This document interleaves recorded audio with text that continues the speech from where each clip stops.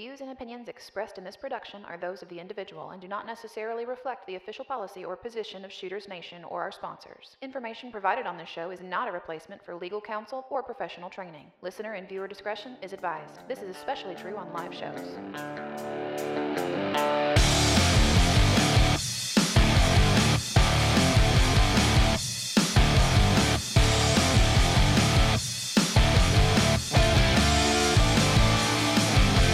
Welcome to the Shooters Nation podcast, the show created for you, the armed citizen. Join our hosts and subject matter experts as we talk about guns and gear, practical training and knowledge, Second Amendment issues, and the firearms culture. Be sure to join us after the show at shootersnation.com and become part of the Shooters Nation.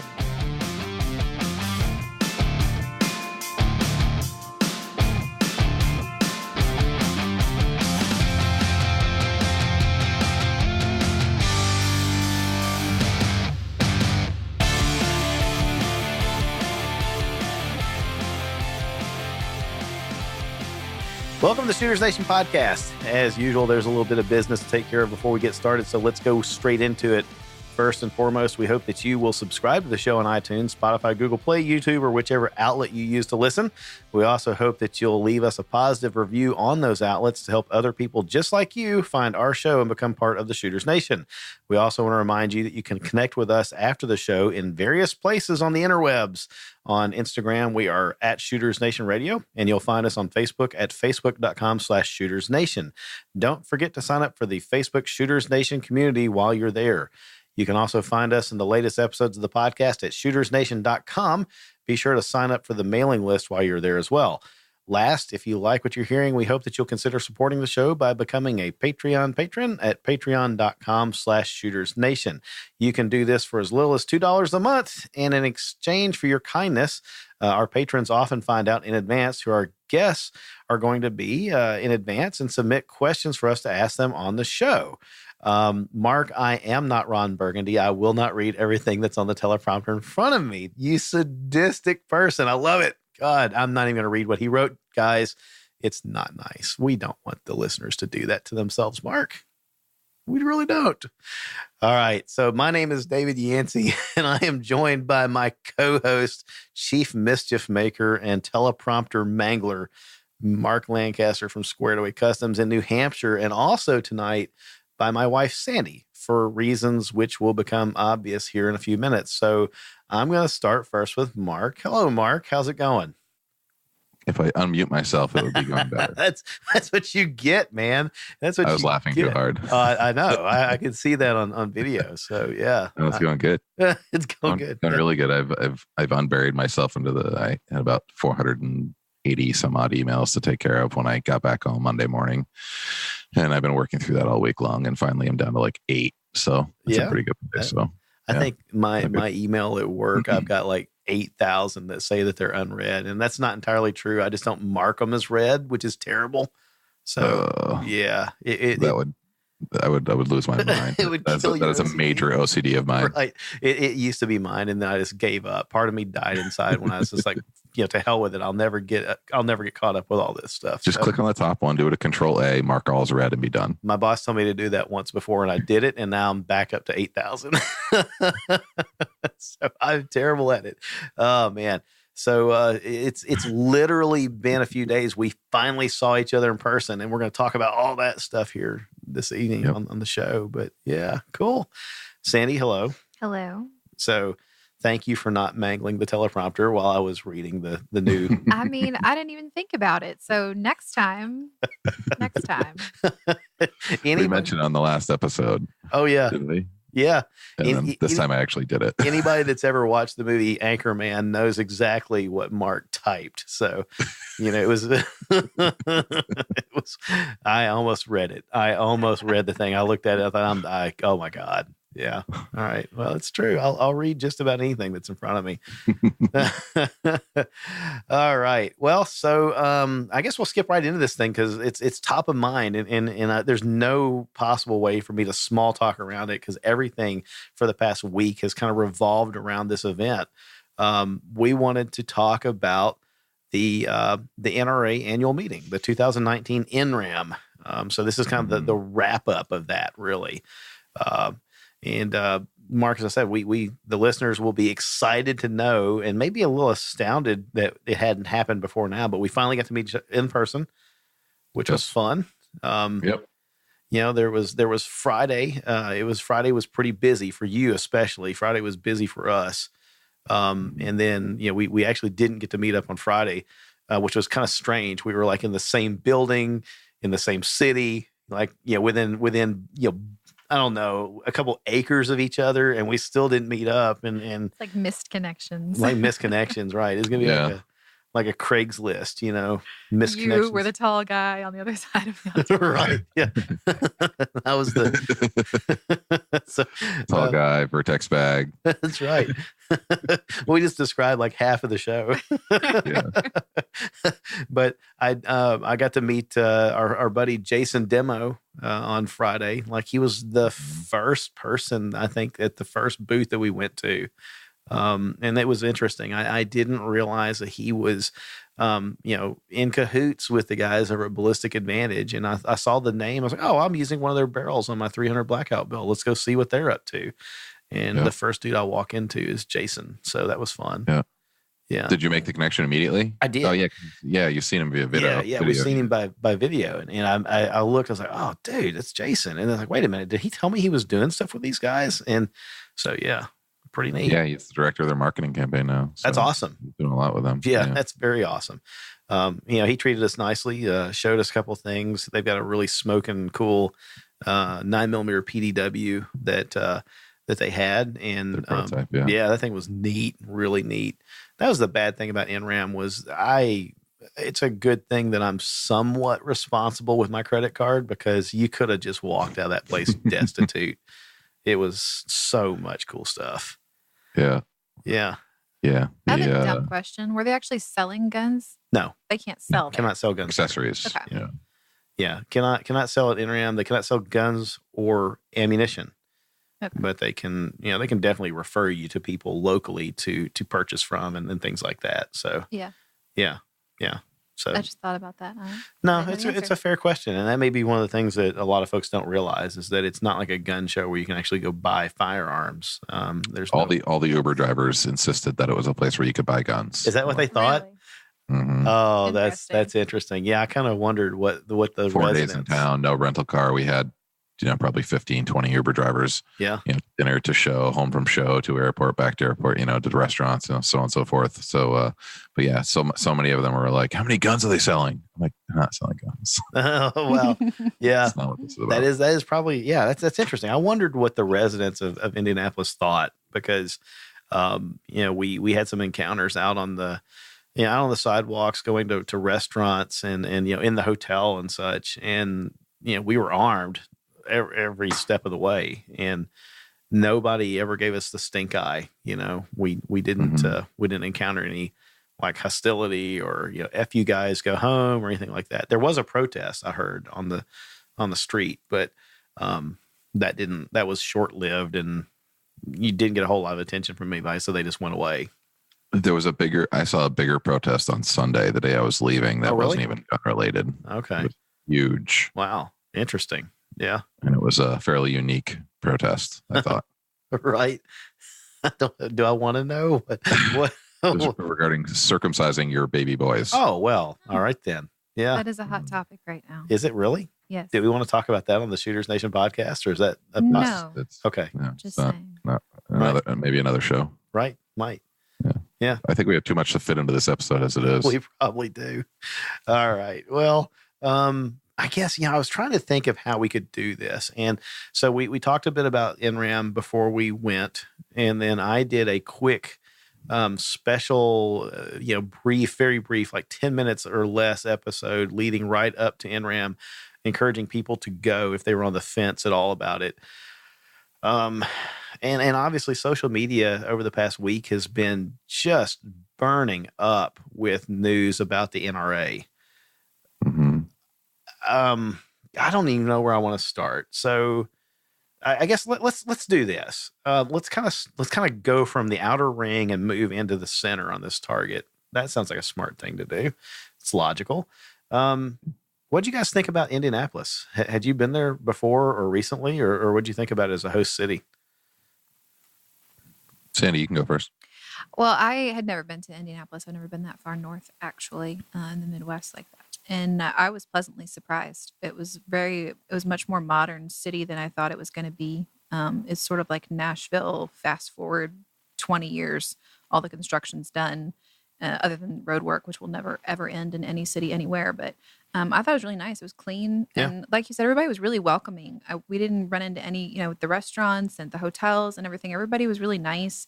Everybody knew why we were here. Most of the people were walking around with their NRAAM badges around their necks anyway, so we were all labeled. But everybody was super nice. I was really happy with our experience. Yeah. What do you think, Mark? It was my first time to Indy as well. I didn't really have any expectations going in. I was very intrigued and very surprised because it felt like the city was empty almost. It did. It really did. So many times I'd walk out of the hotel, I'd look up the street, I'd look down the street, and I didn't see a person. I'm like, right. I'm in the middle, like I was like center of the city. Yeah. And there was no people. I'm like, so weird. Like when in past cities, especially for NRA, you'd walk out and there was like a mob headed the direction of the convention. Yeah. I never saw this mob. I never saw this line, this corral of people. And I get that this building had multiple entrances, so maybe people were coming from different angles. Maybe, yeah. But I felt like everybody that I met there was there for NRA. Yeah. Like I felt like I met no locals whatsoever. Right. And it was very strange, especially in the days. Like I had to run back a couple times to the hotel, get some work done, that sort of thing. It's middle of the day, and I'd look around up and down the street, and there's just nothing. And I was just empty. like, very weird. Yeah. A couple of surreal. cars, no traffic. I thought it was odd. But the city was clean. Mm-hmm. There wasn't an abundance of cops. There was a fair amount, and I say fair amount, like in the 4 days I was there, I probably saw 15 people that were literally living on the street, sleeping on the street. Yeah. Pizza boxes for pillows type of thing. Right. There was a little bit more than that I'm especially used to seeing up here in New Hampshire. Mm-hmm. But there wasn't like what seemed like, bad activity or bad characters, bad actors running around. I mean, it seemed pretty neat. The hospitality was great. The restaurants were fantastic. The hotel staff was fantastic. Absolutely enjoyed my stay. Yeah. So my last NRAAM experience was a couple of years ago when it was here in Nashville, Tennessee, as the host city.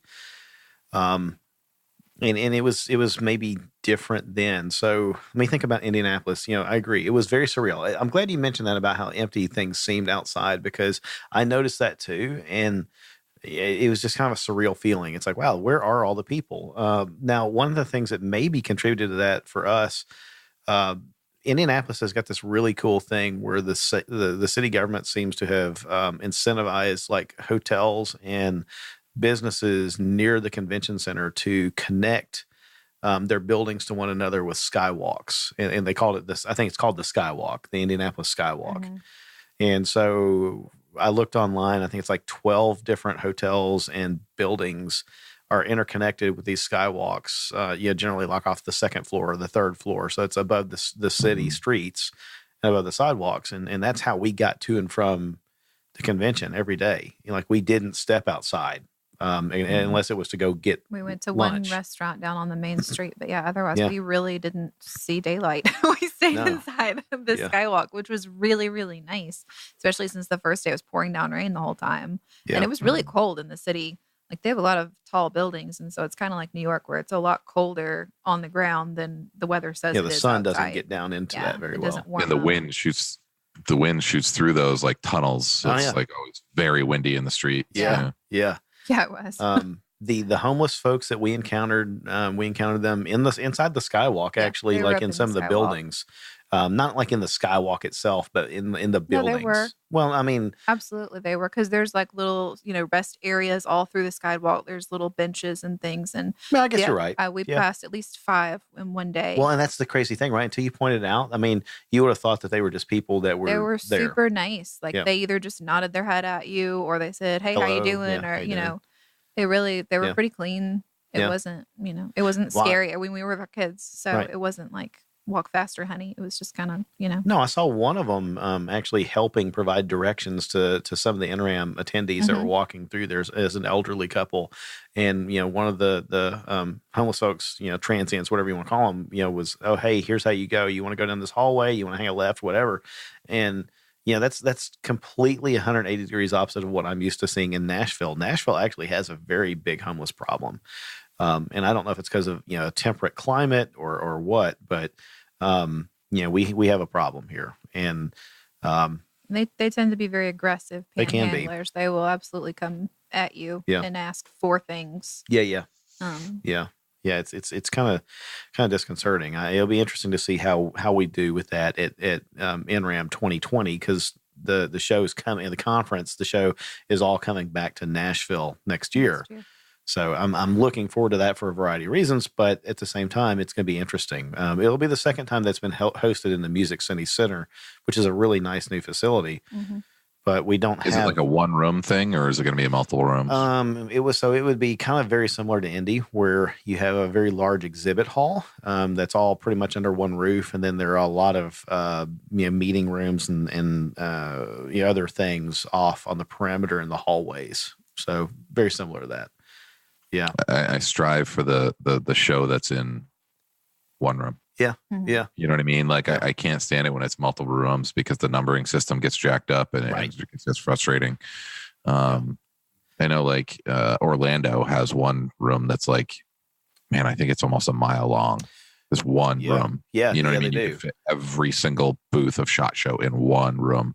Like that's my biggest frustration with SHOT Show is it's spread out in three different levels. Yeah. All these different rooms. And it's just like impossible to like really get a good bearing. It's like I'm at 5100. I need to be at 9600. I just need to go this way. Right. And Then you it's go in a that way. different Then you room. have a wall. And then Yeah. outside of that wall, you have a hall. And then you go across that room and you're in 3100. You're like, this makes no sense. It's Right. just so frustrating. Yeah. No, I thought that the conference layout was pretty good. I was really impressed with the Indianapolis. I think it's called the Indianapolis Center. Is that right? I had it noted somewhere, and I've completely lost that. I But don't know. I think it's just called the Indianapolis Convention Center. maybe that's it, the Indianapolis Convention Center. But yeah, I was really impressed with the facility.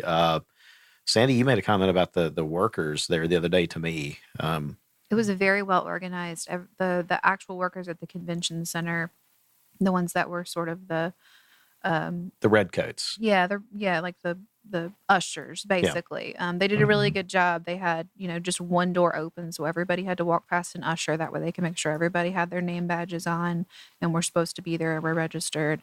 And they just had a really good flow of traffic. In Nashville last year, there was a lot of just clogged doorways and passageways and It would have been a couple years registration ago, right? stuff. Yeah. And this was really, everything flowed really smoothly. You didn't see any huge train wrecks. Mm-hmm. Yeah. Well, the NRAM event in Nashville was one of the first events at that new center, right? I kind of give them a little bit of a pass because they were still figuring it out. I've had to go to a couple of conferences down there for work since then, and it's moved quicker. They kind of have figured out traffic control inside, pedestrian traffic control. So, yeah. What'd you guys think about the show floor itself, the exhibit floor? Mark, did you spend any time in the meetings, the NRA meetings, or was it all on the floor? No, all my meetings happened on the floor or at the tables on the floor type of thing. The lunch tables that would be stuck off in the corners or in the back type of thing. I didn't go into any meeting rooms or anything like that. Yeah. I steered clear of them.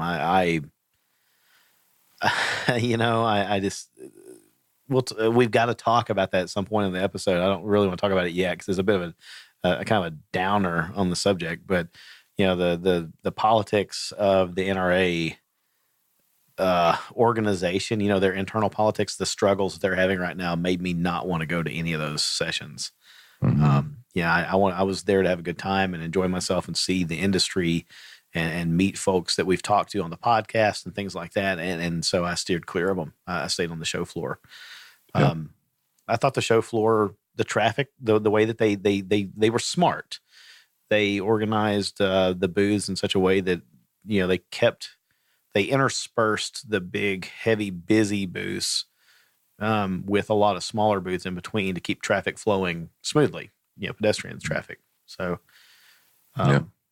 Sandy noticed, and I didn't really, but Sandy noticed that even the floor in the walkways, the carpet had a good pad underneath it so that your feet weren't as fatigued walking around. Yeah, that was great. Yeah. And of course the booths almost always double up on some carpet underneath them and provide some anti-fatigue padding, because those people are going to be on their feet all freaking weekend. So I don't know if I've already mentioned this, but the statistics I've seen say that the NRA has calculated about 81,000 people visited the conference over the course of the weekend. So, Friday, Saturday, Sunday.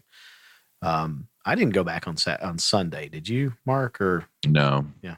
Well, like it was initially in my plan, and then I just started breaking down my day, and it just didn't happen. Gotcha.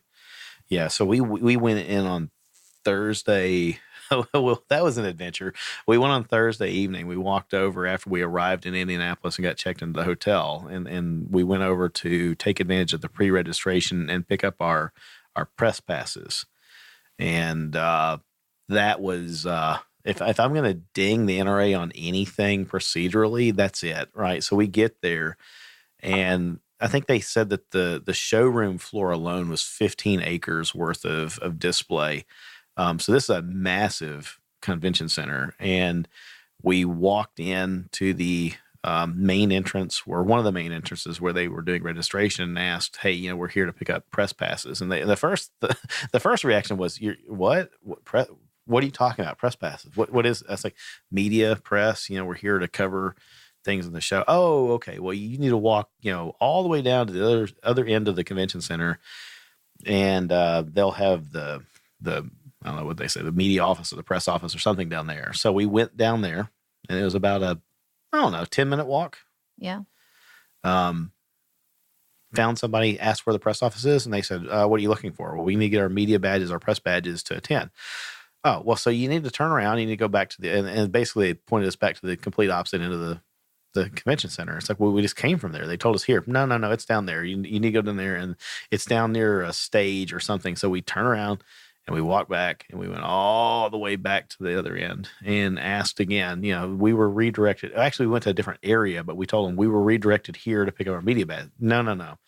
So here's where you need to go. And so they sent us to the opposite. I was like, for F's sake, right? We've been to this like 3 times now. And we had been in the convention center for an hour at this point, just walking around trying to find this room. We got sent to 3 different places, and it was about to close. The last person who was like, "Yeah, we know where. We can send you there. We can get you there. But you got time. You got time. You got 5 minutes. They close at 6." And I'm looking at my watch. I'm like, "It's 6 right now. Like, it's closed." Yeah. And we're dragging around 2 You small walk kids. me there, because I know you're not going to waste your steps. Oh, yeah. I was like, "Can you pick up exactly. your phone and call them and tell them not to leave? Because no, I can't just magically get over there in 30 seconds. It's all the way on the other side of the building." And so I ended up kind of sprinting through there, which was a sight to behold, I'm sure. And Sandy was left with the kids, and I kind of got there a hair ahead of you, and they were still there, but they were shutting the press office door, trying to get, kind of like if a retail store, you go in there and the retail store's closed, the customers in there can finish their business, but then they're not letting anybody else in.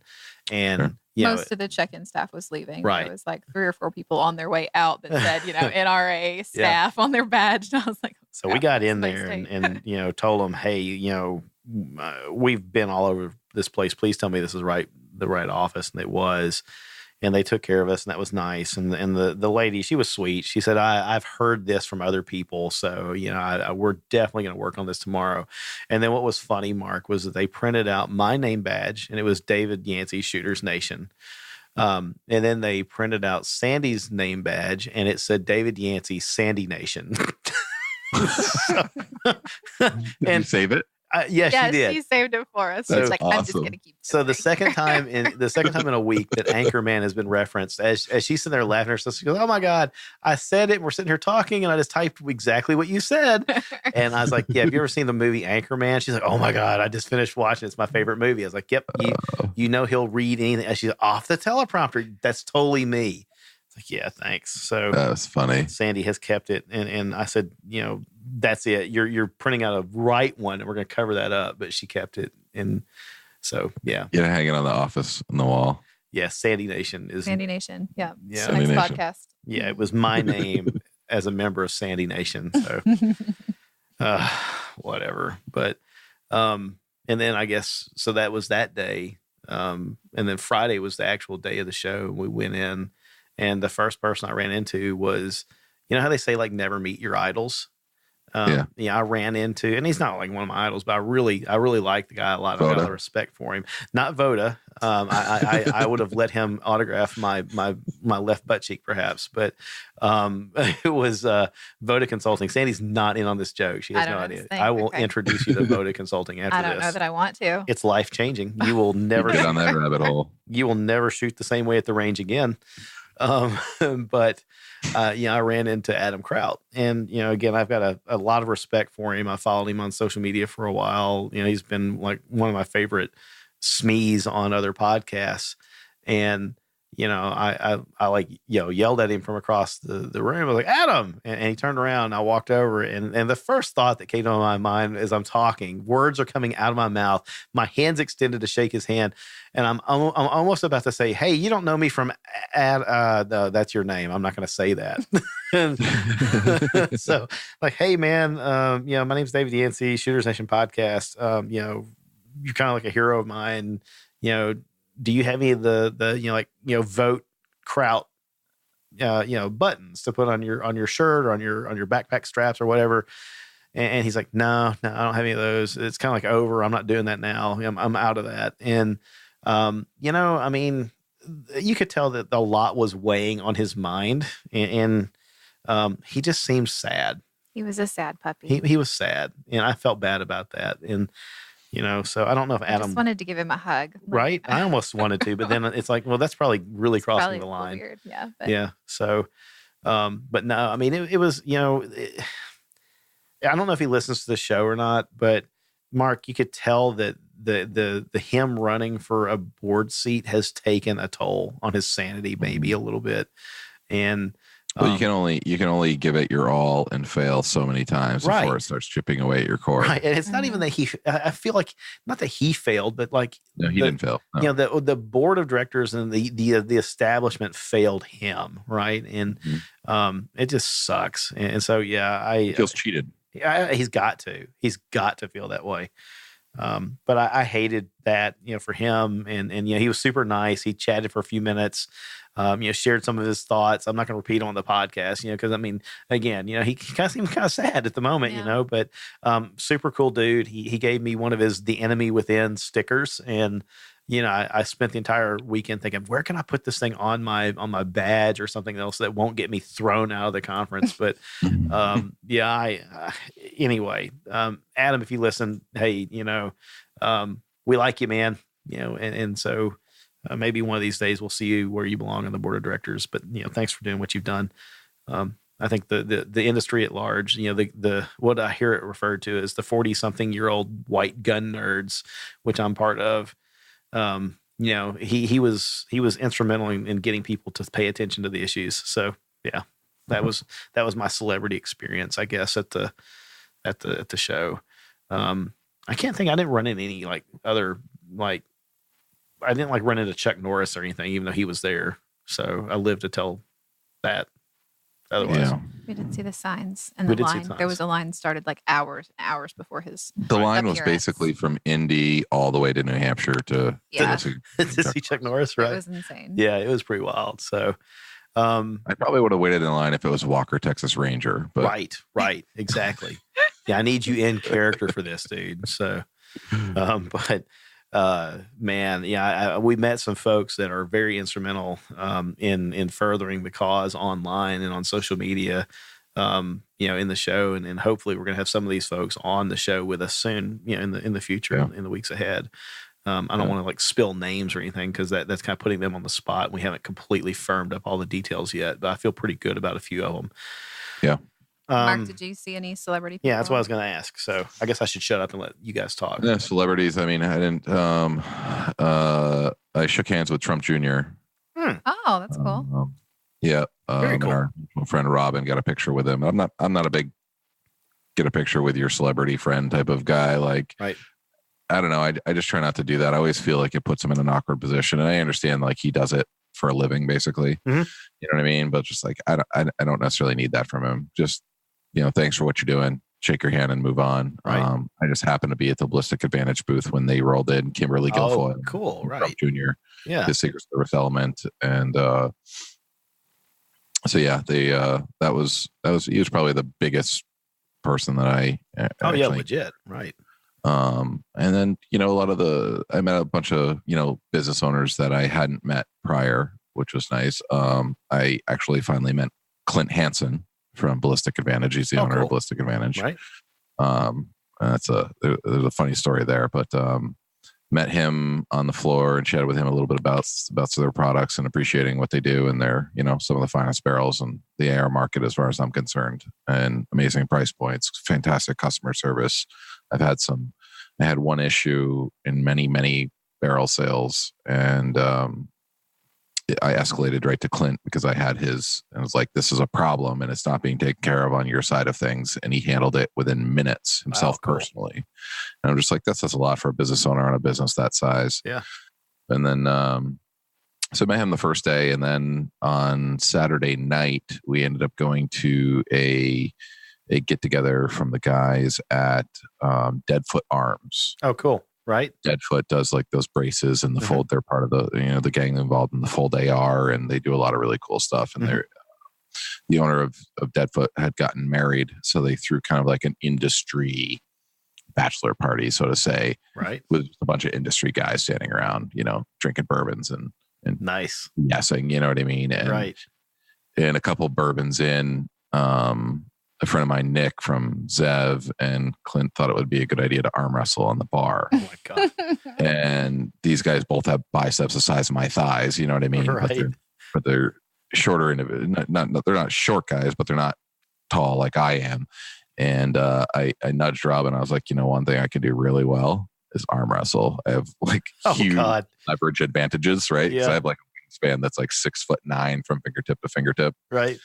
So I very rarely lose in arm wrestling. So I let those two guy boys go at it for like 5 minutes. I'm just like, I'm going to teach them a lesson in leverage here real quick. And if you Google Clint Hansen, click images. I'm going to do it now.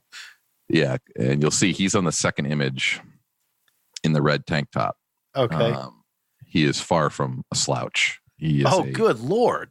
That dude's he's beast. A good-sized dude. Yeah. Yeah, that's him. That's him in that picture with Branch Warren. Right. So Clint's like a good dude. I was like, when I give him a tap on the shoulder, I was like, you ready for a shot at the title? Just being an arrogant a-hole. You know what I mean? Just totally joking around, 100% expecting to I lose. got your title for you right here, buddy. For my 250-pound, 6'6", scrawny looking guy.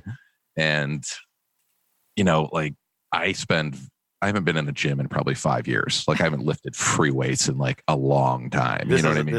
That's exactly how you prepare for an arm wrestling contest against a guy like this. So we're each a couple bourbons deep, at this event. It's probably midnight. Right. And I throw my elbow down at the bar and I grab hands with them. I was like, you ready for this? And like, I think Robin started this off and we immediately went at it. And I was just like, oh boy, I bit off a big piece here. Like this guy is rugged. And with my leverage, it's just like I have a very clear advantage. You know what I mean? And I'm getting him. And we're like at this like stalemate. It's like a movie. Like neither one of us is moving, and it's moving back and forth an inch. I can tell he's working, but I'm really working. Like I'm like, I should not have done this. I'm like, my elbow is starting to hurt. You know what I mean? My shoulder is starting to ache. And this literally went on at least 2 minutes. Oh God! And it got to the point where my elbow literally thought it was going to bust apart, and I lost. And but it was hilarious. He's like, man, that was impressive. He's like, that's not what I was expecting to happen. Because his biceps are literally the size of my thighs. Right. And, Yeah, so the next day I'm in the airport and I'm just like sending off messages like, good to see you, good to meet you, sending off messages to a bunch of people I met over the weekend. And I don't have my phone handy, but I sent Clint a message. I was like, hey, Clint, it's great to meet you. my arm hurts. Having a couple bourbons and arm wrestling was a bad choice. My arm is thrashed right now. By the way, I almost had you. He's like, hey, Mark, it was super great to meet you too. Look forward to working with you in the future. He's like, yeah, with poor decisions, my body's aching everywhere. And he goes, by the way, you almost had nothing. Oh, God, yes. I love it. Yeah, he's solid. You can see that from the picture here. And I don't know what it is about. Just a super good dude. Well, really, those shorter guys that are beefy, man, they're like compact. That muscle's in there tight, and it's crazy. Now he looks like I wouldn't mess with him. Not at all. I super good guy. Challenge him to a donut eating contest, but that'd be about it. So yeah, you need an AR barrels, ballistic advantage. 100%. Yeah. The only thing wrong with that company is their marketing director, really. Okay, right, the demo dude. Yeah. No, it's a lot of fun meeting Jason in person. Yeah, he's a solid guy. First, like I went in for the handshake and he's like, no, we don't handshake around here. You're gonna get a hug. And it's like, all right, sweet. Yeah, here we go. I love you now. Demo witnessed the arm wrestling because he was at the same event. Yeah. Fun. Very fun. Oh man. Yeah. Ran into some folks there that I've known in the industry previously. It was fun I ran back into Chris Barrett, who is now CEO of the Barrett Firearms Company, and they're local, and we've had some interactions with Chris before. He's supported various other initiatives that I've been involved in from the 2A perspective, and so that was fun. I think maybe if his schedule will allow it and we can swing it at some point, we could have him come on and talk about what it's like to be at the helm of arguably one of the most famous firearms manufacturers in modern history.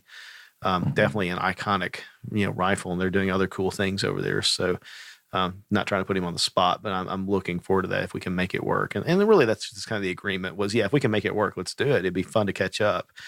But ran into some other folks that we knew. I'm drawing a blank, and I don't want to start naming a whole lot of names. So inevitably, I will forget somebody and not mean to do that. So I'll be a wimp and play it safe. I see that we made it into the Vertex Instagram. Did we really? Mm-hmm. Oh, that's true. We did. The moment there with Dave Roden from Vertex, and That was about the only decent picture that I got of you two guys together. And I was hiding behind a clothing rack, which is great. I felt better about myself that way. So it was. I was hoping to capture the moment that you guys met, the first handshake, and then Mark swoops in from the side, and I didn't even notice him, and right, we were just like, that was fun. All right. Well, the magic is gone. The magic, it happened and it was gone. It was fleeting. So yeah. Sandy, you had a brush with greatness at the show. I did.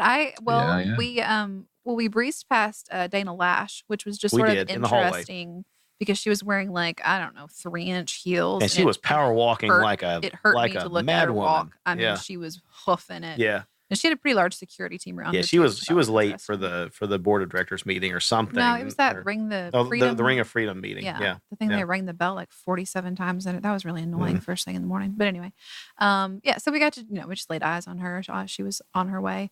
But I got to sneak a selfie with Kalan Noir, which was awesome. Yep. When you were in there talking to the Archon guys, I spotted him with an Archon rifle, and we were just that booth was sort of claustrophobic. It was. So I just kind of hung outside because I had a stroller and I didn't want to take up too much space for people that were actually looking at things in there. And so I hung outside and just happened to catch him as he was coming out, and fearlessly you yelled at him, grabbed a selfie with him. Yeah. Unashamed. Just about grabbed him and pulled him over. Like, hey, we're selfieing together. I just jumped out and grabbed him. So when is he going to be on the show, Sandy? Oh man, I didn't even drop the name. David did. He did. He snuck up. See, I was hoping to get my selfie and him not even notice. Who, me? Just post it on your Instagram. You. Oh well. And then he comes out right as I'm about to selfie, and it's like, oh. But he did shake his hand. Yeah, Klein, he cool dude. Absolutely cool dude. Nice, super nice guy. Seemed happy to do that. Always happy. He was moving too. He was trying to get like over to another booth, but he stopped immediately and was like, "Yeah, absolutely. Let's take a selfie." And so I shook my wasn't the hand. first one that asked. I saw somebody else to do it, and he was super nice with them. Oh, yeah? So I was like, all right, well, Yeah. I think he's just generally a good if dude. some random guy can do it, then some cute girl can do it. So Well, he wouldn't argue with me. no, not at all. And he I didn't. want He to was super live. So And then we got to meet Dark Storm Norm, who was probably the coolest dog on the planet. Like, Yeah. he was awesome. he was napping, and my daughter just assaulted him for like 10 minutes while we talked to her. I was honestly afraid she was going The to guy- rub his fur off. So She loved him. yeah. But he Well, was the- super cute. The absolute cutest girl I met when I was there Yeah. was your daughter. Oh, look at that. Thank She you. will be happy to hear that. Absolutely. And stuck her hand out to shake my hand. And I was just like, wow, like that's awesome. She was attached to you anytime that we were around. Like Sandy, when I went downstairs in the hotel on Sunday to see Mark off, and we traded a bottle of liquor with each other.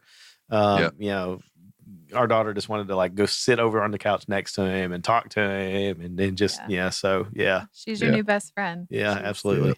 No, that was just definitely the highlight meet of my weekend. Oh, that's for sure. thank you. Because couldn't have been more happy, more respectful, and just a well behaved little girl I appreciate in that age, and staring up at all these people like buzzing around, flying up and down hallways all day long, every day. Oh man, and the thing, I think that was the neat thing about it too, was that NRAAM, if you've never been before, it is truly a family friendly event, and the kids that were there were having a ball, and she was like, that little girl now has a patch collection that would make most grown men envious. Absolutely. So The guys in the booths were so nice to her, and because she's so social, she's not afraid to walk up and say hi to anybody. So she'd just, we'd be sitting at one booth, and she'd be like, "Mom, there's stickers over there. Can I go get one?" "Sure, go ahead." And she'd walk over and get a sticker, Candy, yeah. candy. And she found every candy jar in the building, but the guys would see her, and they'd be like, "Oh, do you want a patch?" And she'd be like, "Yeah, I do." Dude, they she'd would break out really awesome. Yeah, patches. they would break out the reserve patches, the patches that weren't out there on the table for just any schmuck to pick up, and they're breaking out the good stuff for the kids. She got some and I real was like, cool "You've got to be patches. kidding me!" So, and the guys Well, at I think- Zev, right? They were super nice about that too. Hooked her up with a cool patch. And I really think that does like may seem like a little thing, but at the same time, we have got to keep our children in this industry. Yes, we do. Mhm. Absolutely, we do. You know what I mean? Yeah. Like they were, I don't remember where I was listening to the other day. I was listening to something that was referring to the biggest demographic of hunters nationally. Yeah.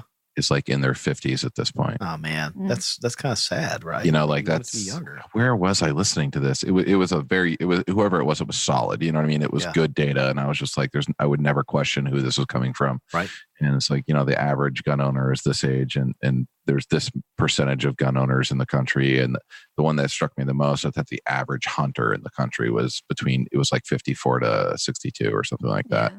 And I'm just like, oh no. That's sad. Like, well, and I mean, you've done a great thing with your son, and you recently got him the lifetime hunting license in New Hampshire, and that's a legacy thing there, and it's great. yeah. great. It's hanging on his wall. You know what I mean? Like it, and it's silly not to, because if you get it in the state of New Hampshire, if you get it before he turns the age of 1, Oh wow, before his first birthday, it's $305 that's not bad. Yeah, versus I'm still paying, I pay $75 a year plus depending on what license. yeah. What's That tax made I'm me getting. wonder if Tennessee does anything similar, and I bet they do, but I don't know. It's I'm kind of lifetime hunting license in Tennessee now. I'm so under the age of 3, Sandy, it's $200. Well, And, little man can still little man could still do it. Under the age of 7, it doubles. Triples actually. It's up to 600 and change. Ooh. So, but that's not bad. I mean, really, it's kind of it's a good thought, right? I mean, I've even thought about lifetime memberships to the NRA for the kids, and again, I don't really want to talk about the dark underbelly of what we all kind of witnessed at the show, but we'll get there. It makes me a little hesitant, to be honest. I just don't know, because they're not like running a smoking deal on life memberships for your kids, from what I can tell. Mhm. So Yeah. Yeah.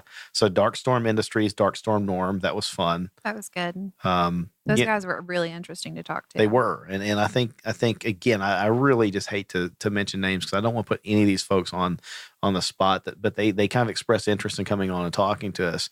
And so, yeah, I'll plug them real quick. I mean, they're a really neat, innovative firearms manufacturer in New York, and they're not only producing AR-15 pattern rifles for sale all across the United States, but they're also doing the same thing for residents of New York, and it's a New York compliant rifle. And they've had to go through some pretty extreme machining changes and stuff on their ARs to do that. And he said, look, we don't sell these for any more money than we sell a rifle to any other state, right? But so they're kind of like losing money on those rifles.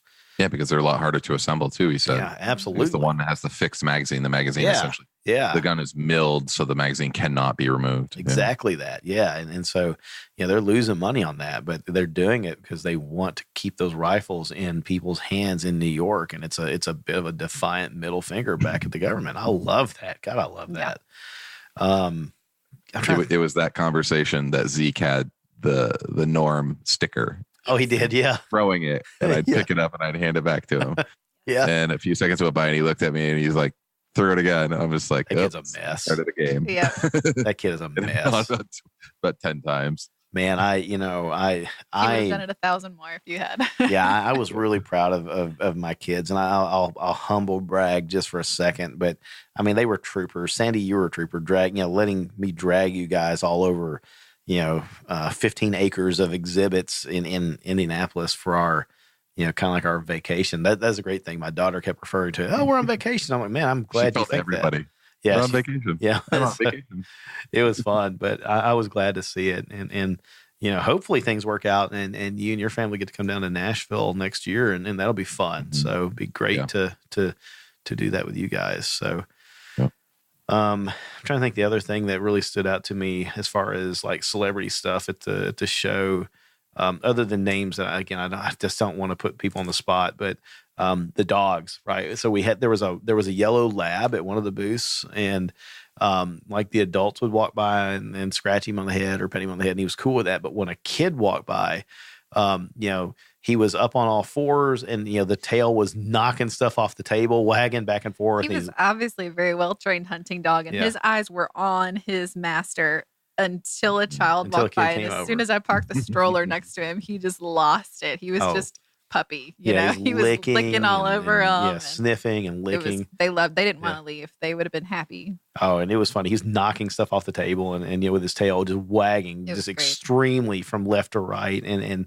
of course, little kids taste like snacks, right? So he was licking them clean. And they were well snacked for sure. Yeah, it was funny. But, it's just good. I mean, it's just good to see kids at the conference, at the show, enjoying themselves with their parents and their grandparents, and just neat. I mean, I was really happy to see that, and it gives me a little bit of hope that I think maybe Ronald Reagan talked about, like, our liberties are always just one generation away from extinction, and this gives me hope that it's not this generation, right? Because the ones that are coming up behind us, and even our kids, they're still into it, and that makes me happy. So, yeah.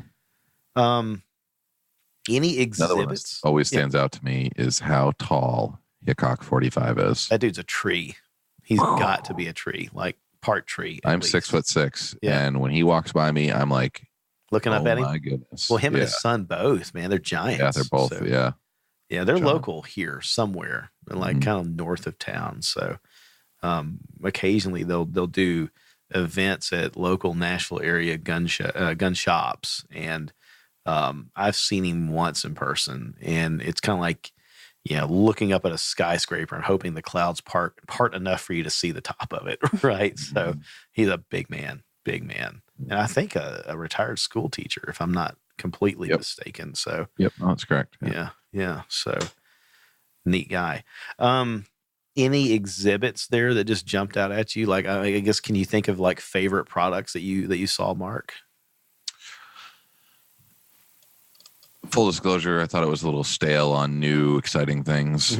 I definitely found a few that have been out for a little while that I was able to get hands on for the first time and was really happy with. There's a company out called Velocity Triggers. And everybody knows I'm a trigger snob. I talk about a new trigger every day. There's a lot of great ones out there, but this one is very unique. So it's pretty hard to explain without the audience being able to see, but envision a trigger shoe coming straight down, and then it turns at basically a 90 and it heads and it goes forward and then back down for the shoe. It's like a Z shape. Yeah. So it's kind of forward sets where the actual shoe for the trigger is. So you're reaching about half an inch further forward than you would in a standard AR. So the trigger shoe is going more toward the muzzle. Right. If you Google Velocity Trigger, you'll see it for sure. But what else is really unique about that? Because it just doesn't come straight down out of the lower receiver.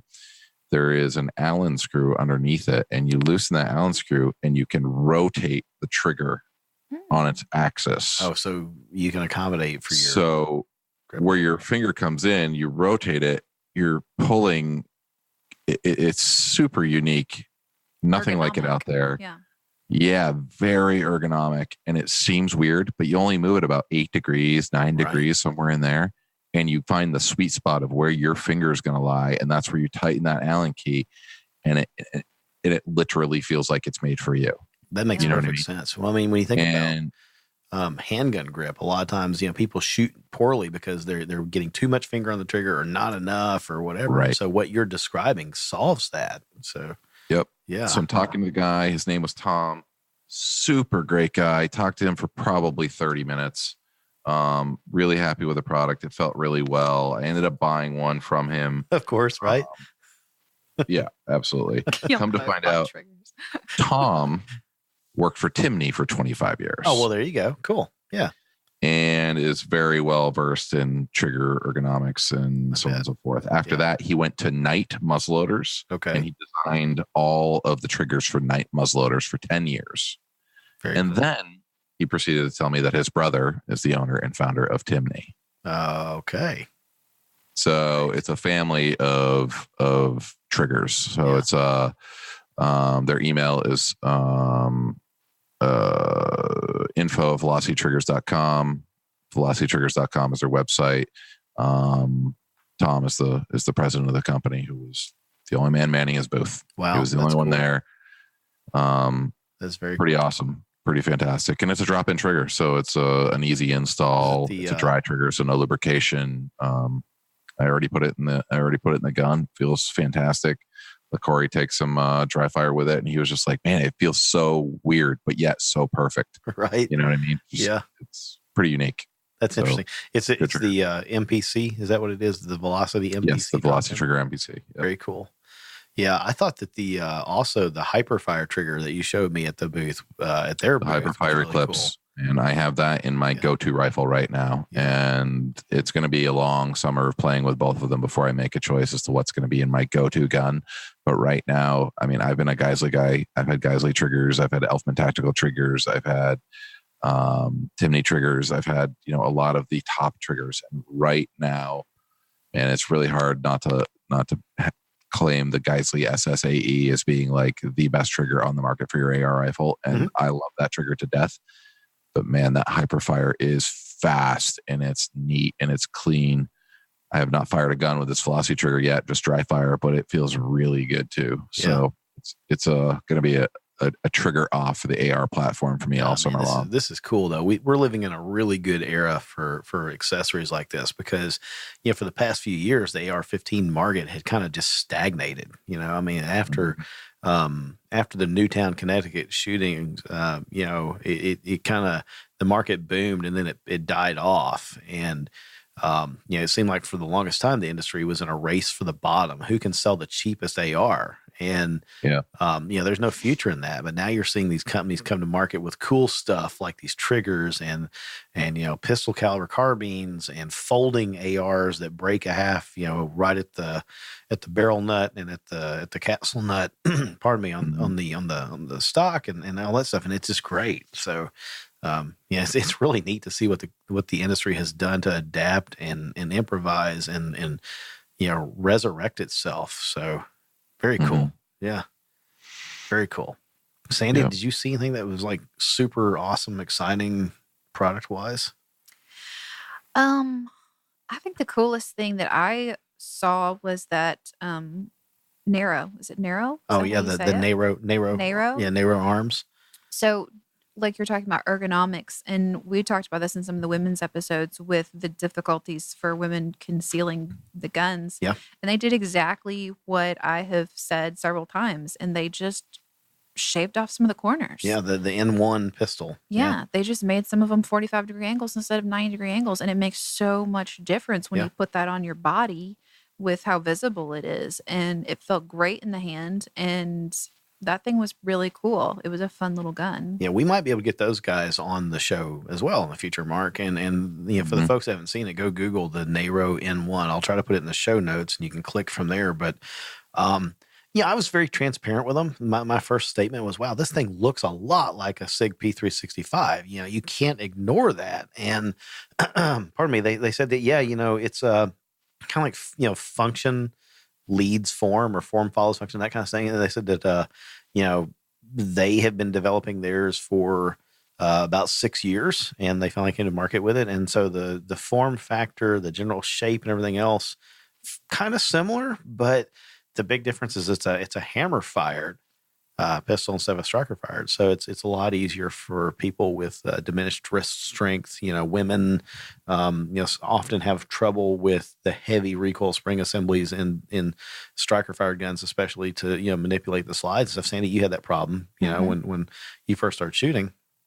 And this thing, it's a lot easier to manipulate than that. And plus the really cool thing about that company is these guys went from idea, on a probably scratched on a napkin or something to, full production pistol in 6 years, I think what they'd done prior to that was mostly manufacturing accessories and things for, the AR platform. So, idea to full creation in 6 years. Yeah, you put that gun on the computer screen and you back up 3 feet, you're swearing that's a 365. You are, aren't you? I mean, they look very similar. And, when I said it to them, I felt like, oh man, am I being an a-hole for pointing this out? But, they're like, yeah, no, cool. I mean, totally, and it looks, very similar. Here are the differences. Here's what's up. We promised we were developing ours first, that kind of stuff. And they weren't like, angry at SIG, like, oh, rawr, SIG, you stole our idea or anything crazy like that. I think that it's just what happens when you have, engineers that are gun guys developing a gun for small pocket carry. Man, they're going to come up with probably a pretty similar product, and they did.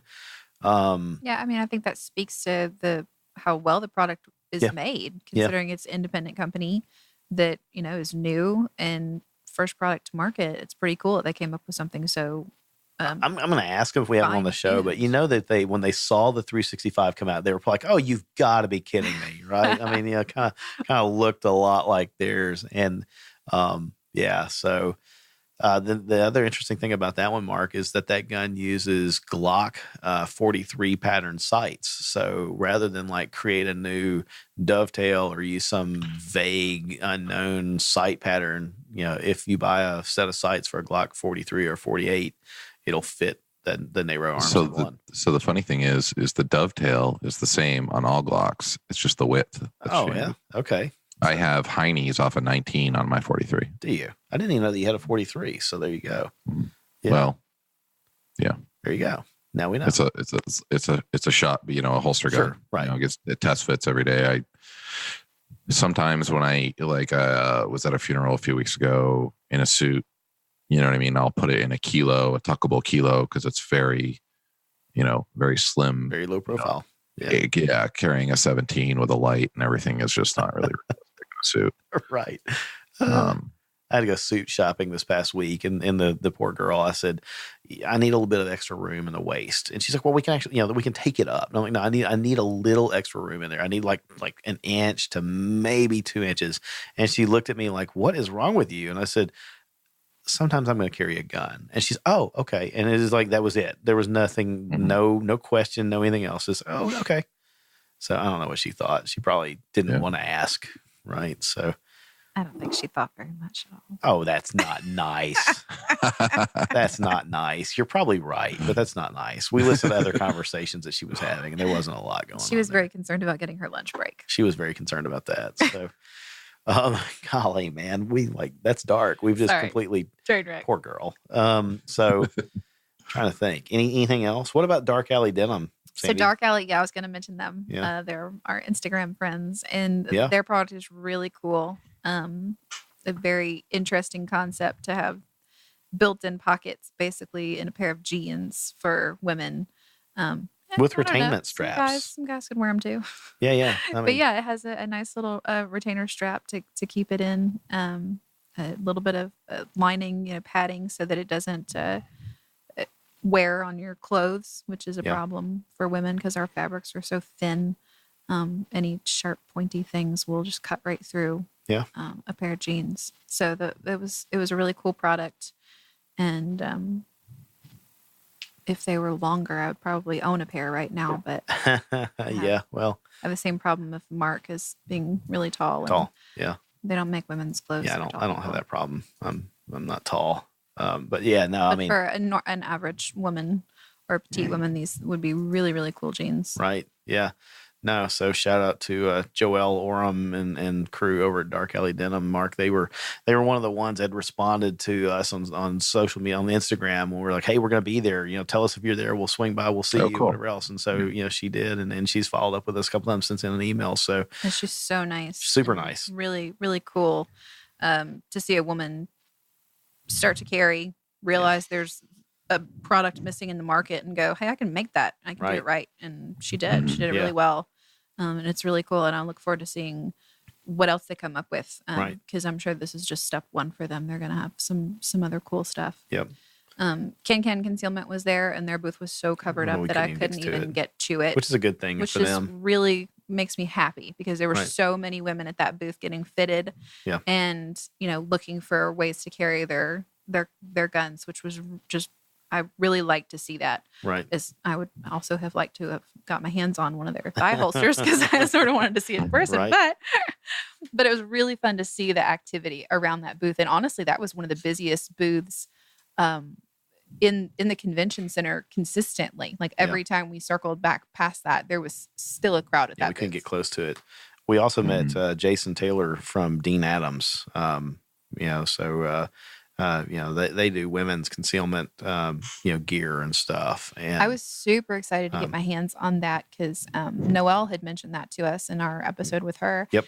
And man, that stuff is nice. Very nice. Like, I mean, I own Can Concealment. I use it daily. It's good stuff. Did you notice that he was wearing one? Did you notice that he was wearing one of the girdle things? I thought, props for that.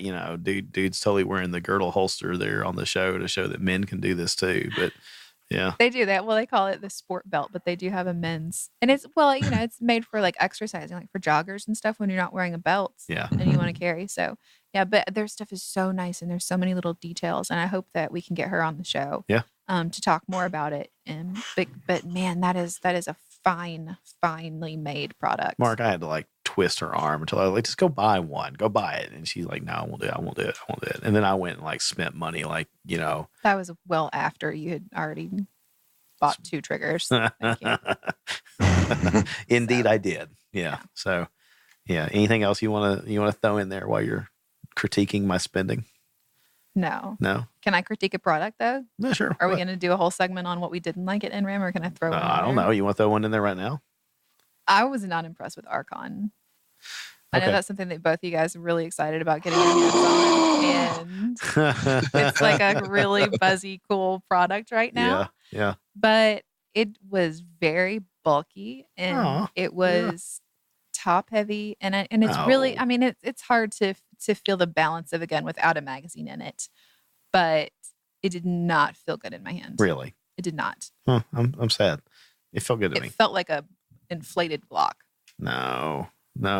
I did not feel that way about it. I know you liked it. I did. I mean, I liked it. It fit my hand really well. And then the low bore axis is just insane. The locking block mechanism in it is really innovative and cool.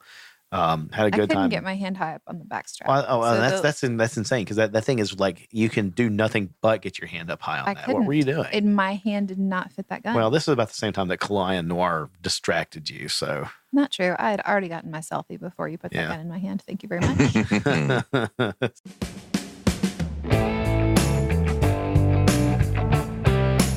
Hey folks, David here. Did you know that there is more to the Shooters Nation than this podcast?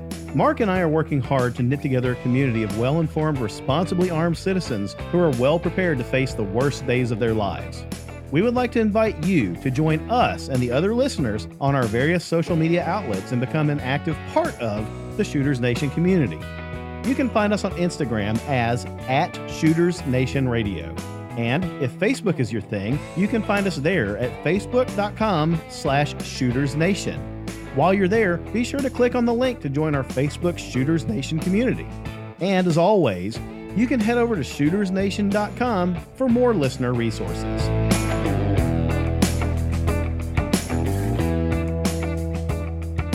And my hand did not fit that gun. Well, this is about the same time that Calayan Noir distracted you. So not true. I had already gotten my selfie before you put that gun in my hand. Thank you very much.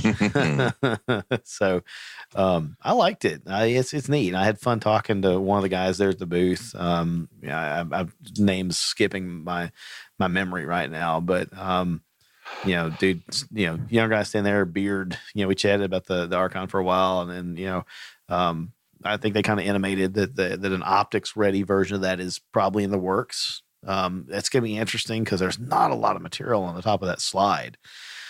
So I don't know what they're going to do for that, but milling it would probably be a challenge unless they do a slide specifically for that purpose. So anyway, it was a cool gun. I think some of the coolest stuff I saw there. So I'll give a good shout out to Scott Folk over at Apex Tactical Specialties. I was very anxious to see, I had a single-minded purpose that I was going to make it to the Apex Tactical booth and pick up their flatty trigger, or at least feel the flatty trigger for the FN 509. And I don't hate the factory trigger for the 509 at all. Some people are like, oh, it's heavy, blah, blah. I thought it was good, crisp. The heaviness of it wasn't much. I mean, it was like 8 pounds, which is not light, but I saw some advantages for the weight of the trigger, maybe the safety thing. But I got over there and Scott put a 509 in my hands that had been worked over by SSVI, by Damon, right? And so good stippled texture to it. It was a beautiful gun, and it had the trigger in it. And I love the trigger. And I was like, okay, dude, I'm sold on the trigger. I want that. But he goes, hey, check out the slide, though. And the slide was the 5-inch slide that Apex Tactical is creating for the FN 509. And it was running their 5-inch barrel. And it was already milled for an optic. And it was already lightened and, had everything that you'd want on it. And I was in heaven. So, it was great. And he spent some time with me also and heard one of my complaints about the flatty trigger that I'd run in my my M&P 2.0. And I said, yeah, I wanted to love it, man, but I couldn't. It had like no reset. It was the wimpiest, limpest reset of any trigger that I'd ever seen. He goes, oh, so let me tell you what's going on with that. And then he kind of went in to explain how Smith & Wesson kind of mangles the trigger bar when they install them. And he said, so, he showed me where to straighten it out. And he's like, here, take this, run with it. I tried one of theirs. Like, wow, that does not feel as bad as mine did. It actually feels contrary. The exact opposite. It felt great. I came home, followed his instructions, found that yes, the trigger bar in my 2.0 compact was bent, straightened it back out, put their trigger in, and we're in business. Voila. It is great. It feels really good. So happy with that. Good customer service. I think the product that just really excited me though was the cool stuff. Two things. The cool stuff over at Facts and Firearms. Their M&P slides are really neat. I insulted them, Mark. I insulted the guys at Faxon, and I have to apologize to them right now on the air. I reached back out to Kurt, their marketing director, an email after the fact, and thanked them for their time. Thanked them for the showing me around the products. Thanked them for the really cool, vinyl PVC patch that they gave me of their Faxonized Glock. Mm-hmm. And that's where I went wrong. It was an MMP. It's so they've got their own pistol. It's not a Glock at all. It's a P80 frame though, right? It is. I think that is right. So, I was like, oh man, I might as well have just called their baby ugly. It's the FX19, and so and it is it's a very cool looking gun. It's very cool looking. But in my head, I was like, hey, you guys have put a really cool slide on there, a really cool barrel. It's really spiffy looking. Did not even pay attention to the fact that it was not a Glock frame. It's a Palm-Brady, type frame. Mm-hmm. I think it is a Palm-Brady frame. I think P80 makes it for them. Yep. So my apologies, guys. I'm stupid at times and completely missed that. I hope you don't hold it against me, and I hope that you'll still come on the show and talk to us about your stuff. But the MMP slides were great. I want to put one like the Patriot on my full size MMP. I think that'd be fantastic. But then your buddies get a chance, Zev. Did you get a chance to look at their barrels that I was talking about after SHOT Show? No, I the ones with the muzzle devices milled into the barrel, so they were legal in non-compliant states. I missed that at the booth. So they're AR barrels. I think I've talked about it on that. I'm pretty sure I talked about it on the show after the SHOT Show episode. Yeah, why did I not see it? They're AR barrels that have the muzzle devices milled into the end of the barrel, so it's not a threaded barrel. So you can still have muzzle device in non-compliant states. I wish I'd looked at that. I was such an MMP fanboy though when I was sitting there talking to the guy. I said, "Oh, look at this!" And he's like, "Oh yeah, look, man, totally. You can use these slides on an MMP 2.0." Because they market them for a 1.0, and he said, "Well, it's just a simple thing. There's a little bit of a grinding that you need to do with a Dremel on the slide lock lever, and then it'll work on a 2.0 frame." And I was like, "This is cool," and I was excited. And really, we talked about MMPs. We didn't talk about Glocks or the FX19. So, my fault, but still, I feel bad.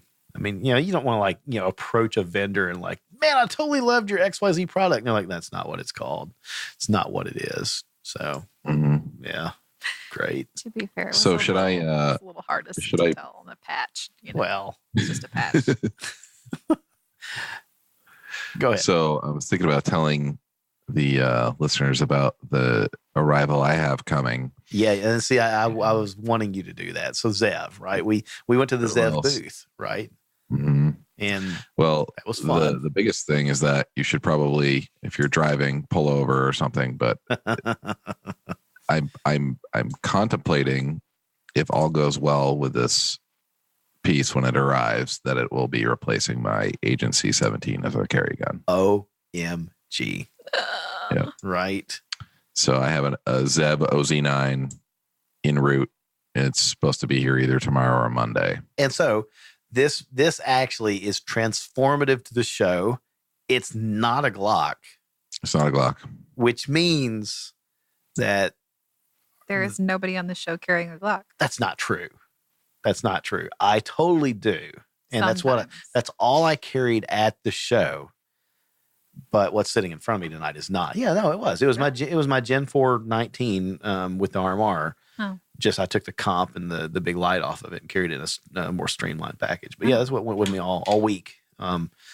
In my squared away custom Zulu. After all of the measurements and scientific calculations. And don't make fun of me, Mark. I'll wait them.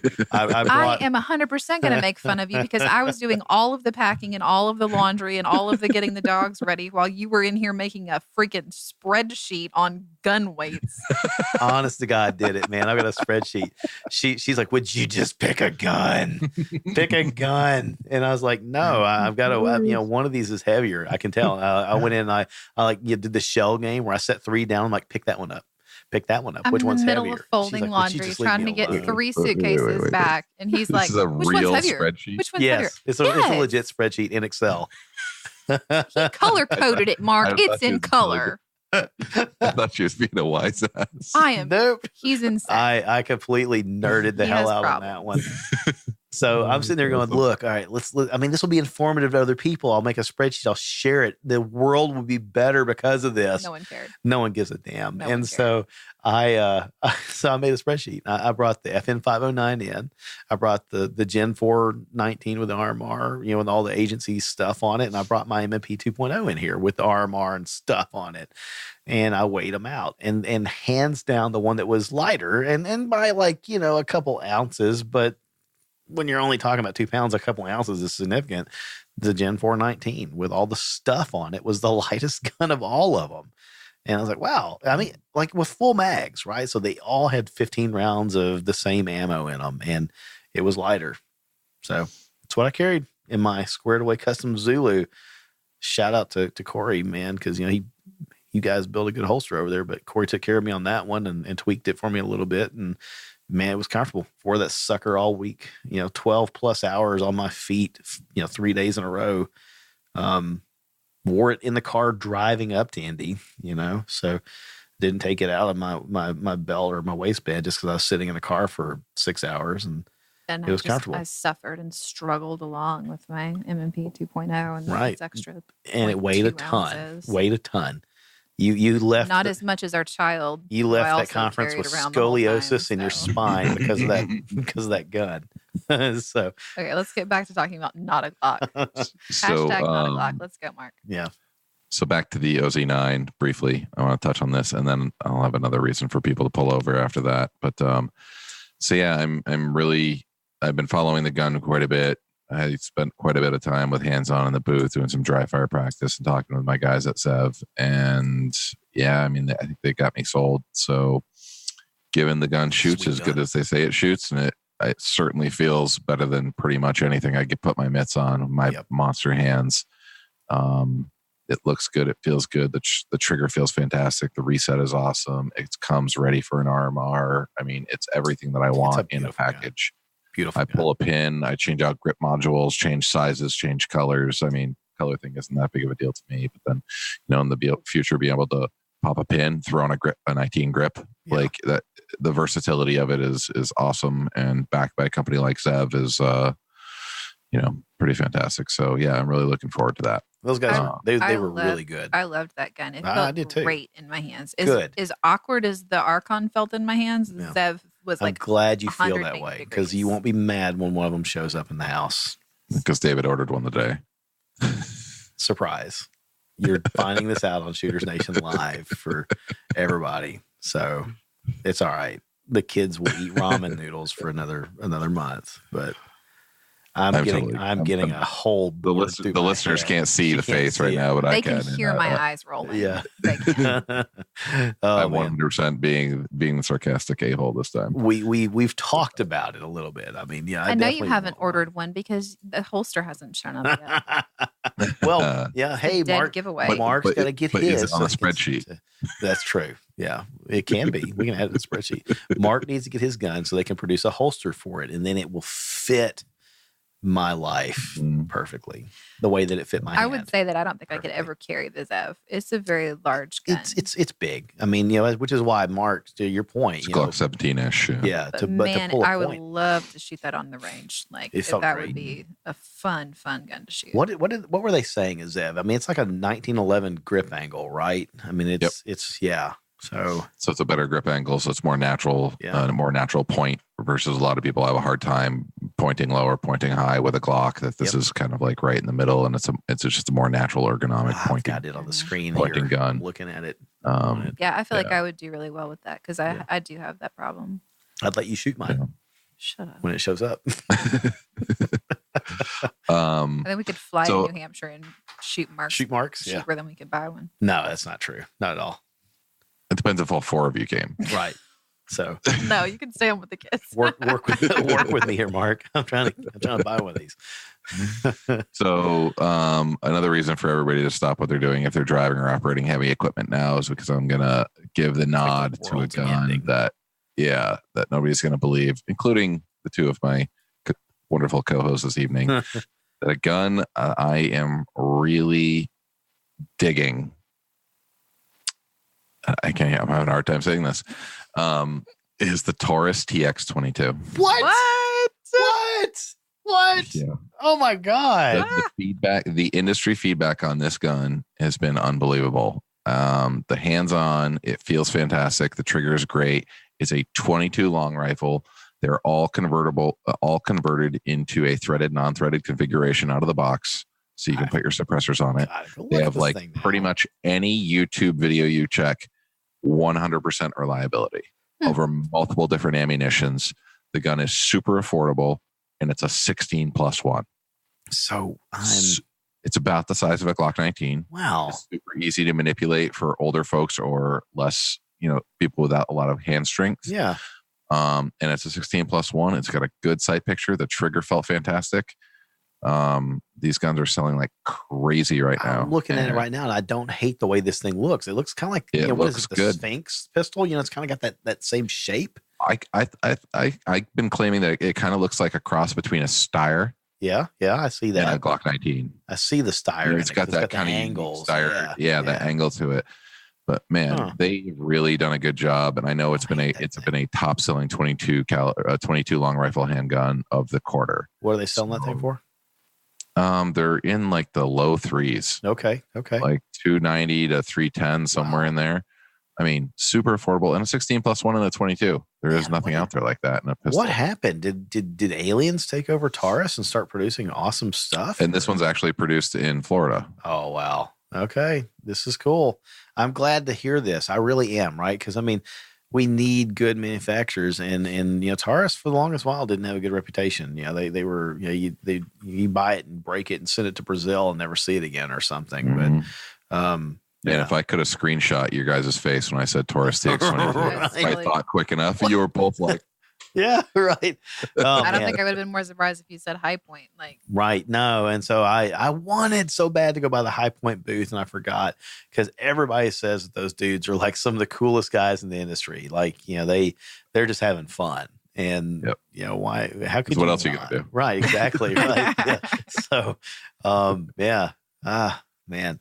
Yeah, we're talking about listeners seeing us, and that's going to have to be a thing, Mark. I had an epiphany walking around the show that the folks, man, I feel dumb admitting this, but people want to see the folks that are on shows like this, and I guess I'm just gonna have to embrace it, and we'll start doing some video, and we'll start releasing a version of the podcast on YouTube that includes us alive, and all. You know what I think is really awesome about the lives though with other shows is I love the chat that goes on. Yeah, it's happening.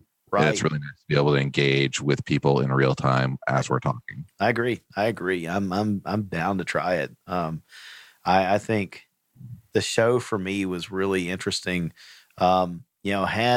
Had one guy for sure walking through the crowd stopped and pointed and said, "Hey, I listened to y'all's show. I love it." I was like, "Oh, awesome. Great. Thank you." And I was so stunned that my brain quit working there. I was suddenly an inconsiderate jerk, and I didn't "Hey, what's your name? Where are you from? What do you like about it? Tell me about it." Anything. It's just kind of I was like, this didn't register, because I'm not used to people stopping me, anywhere and saying, "Hey, I listen to Shooters Nation," unless I know them already, and I know that they do. Aren't we going to give them a free hat if they claim? We were going to, and then I didn't, and so an older gentleman, he's like, "Hey, I listen to your show," and I was like, "Really? Cool, awesome." I can't brain now. I'm dumb, and I just lost all anything. I don't know if Ava still listens to the show, but we saw Ava Flanell from Gun Funny, and I was trying to make my way through the crowd to her. I don't know what it was, but traffic in the crowd kept me 3 to 4 people away from her the entire stalk, and that's what it was. It was a stalk. It was a little stalky. It was a little stalky, and I felt a little creepy at the end. And when I saw her, she was hugging Chuck Liddell. Oh, is that right? Yeah. Well, then, yeah. I did see him. Yeah, Chuck. I saw him from the back, and knew exactly who it was. Yeah, the hair. Yeah. It's it's that guy. The champ. Yeah. Anyway, I like shouted out, Ava, and of course it was loud, and I'd been talking to so many people, my voice was about shot. And Sandy looks at me, she's like, "Why are you so stupid? Why don't you just go up there and say, hey to her, and tell her who you are," which we've corresponded a few times. And I'm like, my voice is so shot that I can't get out more than a croak. So you got some creepy guy creeping through the crowd, stalking, going, "Ava!" And it didn't work. And like her entourage, they were steadily inserting themselves between me and her, like I don't think they noticed you at all. I don't think they did. Nobody noticed if they you. did at all, the guy looked over his shoulder and looked at me and was like, "Oh, we're gonna keep this guy away." So it was not a highlight of my weekend. I was like, like Quasimodo, "I am not a monster." We were literally heading towards the door to leave. Like it was over for us at that point. Yeah, we were pretty smoked by that point. It was 11 something hours. Man, were you wearing an iWatch or anything for the show? Did you track your steps? Mileage. It was mileage, not steps. Yeah, it was insane. It was a lot. The lowest was 3.4 something miles, and then the most was 4.5 miles. And I was really tracking it mostly on the show floor. So I think actually under the health app, I think it tracks, right? Yeah, it does. Yeah. And it's been nagging me ever since I've gotten back. It's like, "Why do you suck, David? Why did you give up? Why aren't you being a fit individual now?" And I'm like, "Hey, iPhone, that wasn't normal." So, like today I opened it up and the bars haven't even moved, and it's sad, and it's like, it's disapproving of me already. That's not true. It's actually, I didn't wear my watch today. That's why it didn't track anything today. I did 6.4 on Friday. Wow. Yeah. And 5.3 on Saturday. Nice. You got more in than I did. So Saturday for me, I was at 4.43. And on Friday I was at 3.39. Man, it felt a lot more than that. I think the thing that was painful the most of it is I could never get a full stride in. I don't know about you, but I was like tippy-toe walking through there because, it was like a slow shuffle stop, and it got busy and I couldn't, that seemed more taxing than if I were walking. What was your number for Friday? Why? Are you going to make fun of it? No, I think mine's like a lot more, which tells me means yours is wrong because we walked together the whole time. So I had 3.39. I had 4.6. Well, that's because he would stop and you would keep circling with the kiddos. It might have been. That was more on Saturday. Friday they were actually really good, Mark. I know you didn't see us on Friday, but Friday we were together pretty much the whole time. Where were you for Saturday, that mile and a half with Kalai and Laura? I don't know about. Saturday did a lot of circling because that day 2 in the stroller, my little one was not loving it the whole time, but yeah, they did really good. I mean, makes perfect sense. I mean, just sitting there while all these big people hustle around you, you want to be moving too, right, seeing things. The problem was I couldn't leave him. So who, me or the child? The child. Thank you. You couldn't. Yeah. No, if I went out of eyesight, he freaked because he was worried that I was going to get lost in this. True. Yeah, crowd. I couldn't. So, yeah, I mean, he wasn't hanging out with me very long. That worried him the most. Yeah. He lost sight of it. That felt good. Our kids are at that weird age right now where, I mean, he is, especially my son, that, his words are ow, ouch, and ow, no. and no. And so that's not what you want a small child screaming as you're holding them and everybody's looking. A lot of armed people are looking at you like, "Hey, buddy, why is that kid over there saying ouch and you're hurting me and no?" And I'm like, "Oh, God, I'm going to die." Kid just had to take the little girl to the bathroom. Right, yeah. He's in there screaming, "No!" No. Yeah, man, this is not. What was your biggest face palm sight at the show? Oh, wow, that's a good question. Sandy, do you want to go with that one? The biggest, I can't believe. I mean, when you're thinking, it's like, I can't believe this or I can't believe that. I mean, yeah.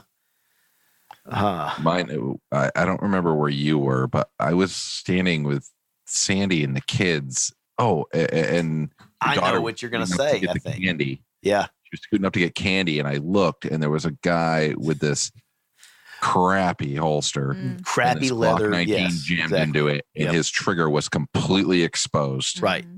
Of this gray he hadn't grip. Shot himself yet. Right. And I'm just like, and I said it like audibly. I'm like, oh, JC, you know what I mean? I said, Right. Yeah. are you kidding me? Yeah. Like Right. all these people, all Yeah. these kids, all this stuff that you could get Oh, yeah. caught, Yeah. snagged. Oh my gosh. Yeah. You know, That was on a gun without a safety. probably it And for your me. trigger is hanging out in the breeze. Yeah. I mean, I think I was just like like, what it reminded me of, Mark, is, you know, the picture that we've all seen on the internet, probably where the guy's sitting in his seat and there's a bullet hole in the seat and a bullet hole in the plastic of the seat, the car seat.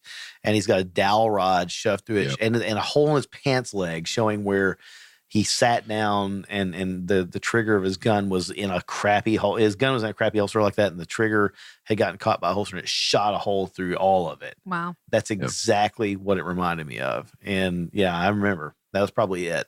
That's the only derpy thing that I saw really at the show. Yeah, I mean, it was an uncomfortable moment when I don't even remember which booth we were in, but I turned around to, to push our son in the stroller and had my daughter next to me holding my hand, and I turn around to walk the other direction and some guy has a rifle pointed like literally right at me. And I'm like, you could aim that up or down. Like, you don't have to point it right into the crowd. Right. Yeah. It's like, I'm just man, going to take 2 say steps to this. the side. Like etiquette.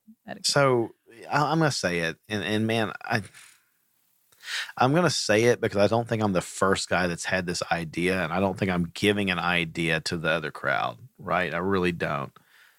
What surprised me the most about this show is how many people picked up a gun off the display. This is my facepalm moment, and just pulled the trigger. They didn't rack the slide to check the chamber or anything else. They just pulled the trigger. Now, the vast majority of the people that were, had firearms on display didn't have magazines in them, right? I don't think they were allowed to keep them in the magazines at all. Right. If Well, they handed you a mag, it was at the counter while they were standing there with you. Right. But now here's the thing. How hard is it?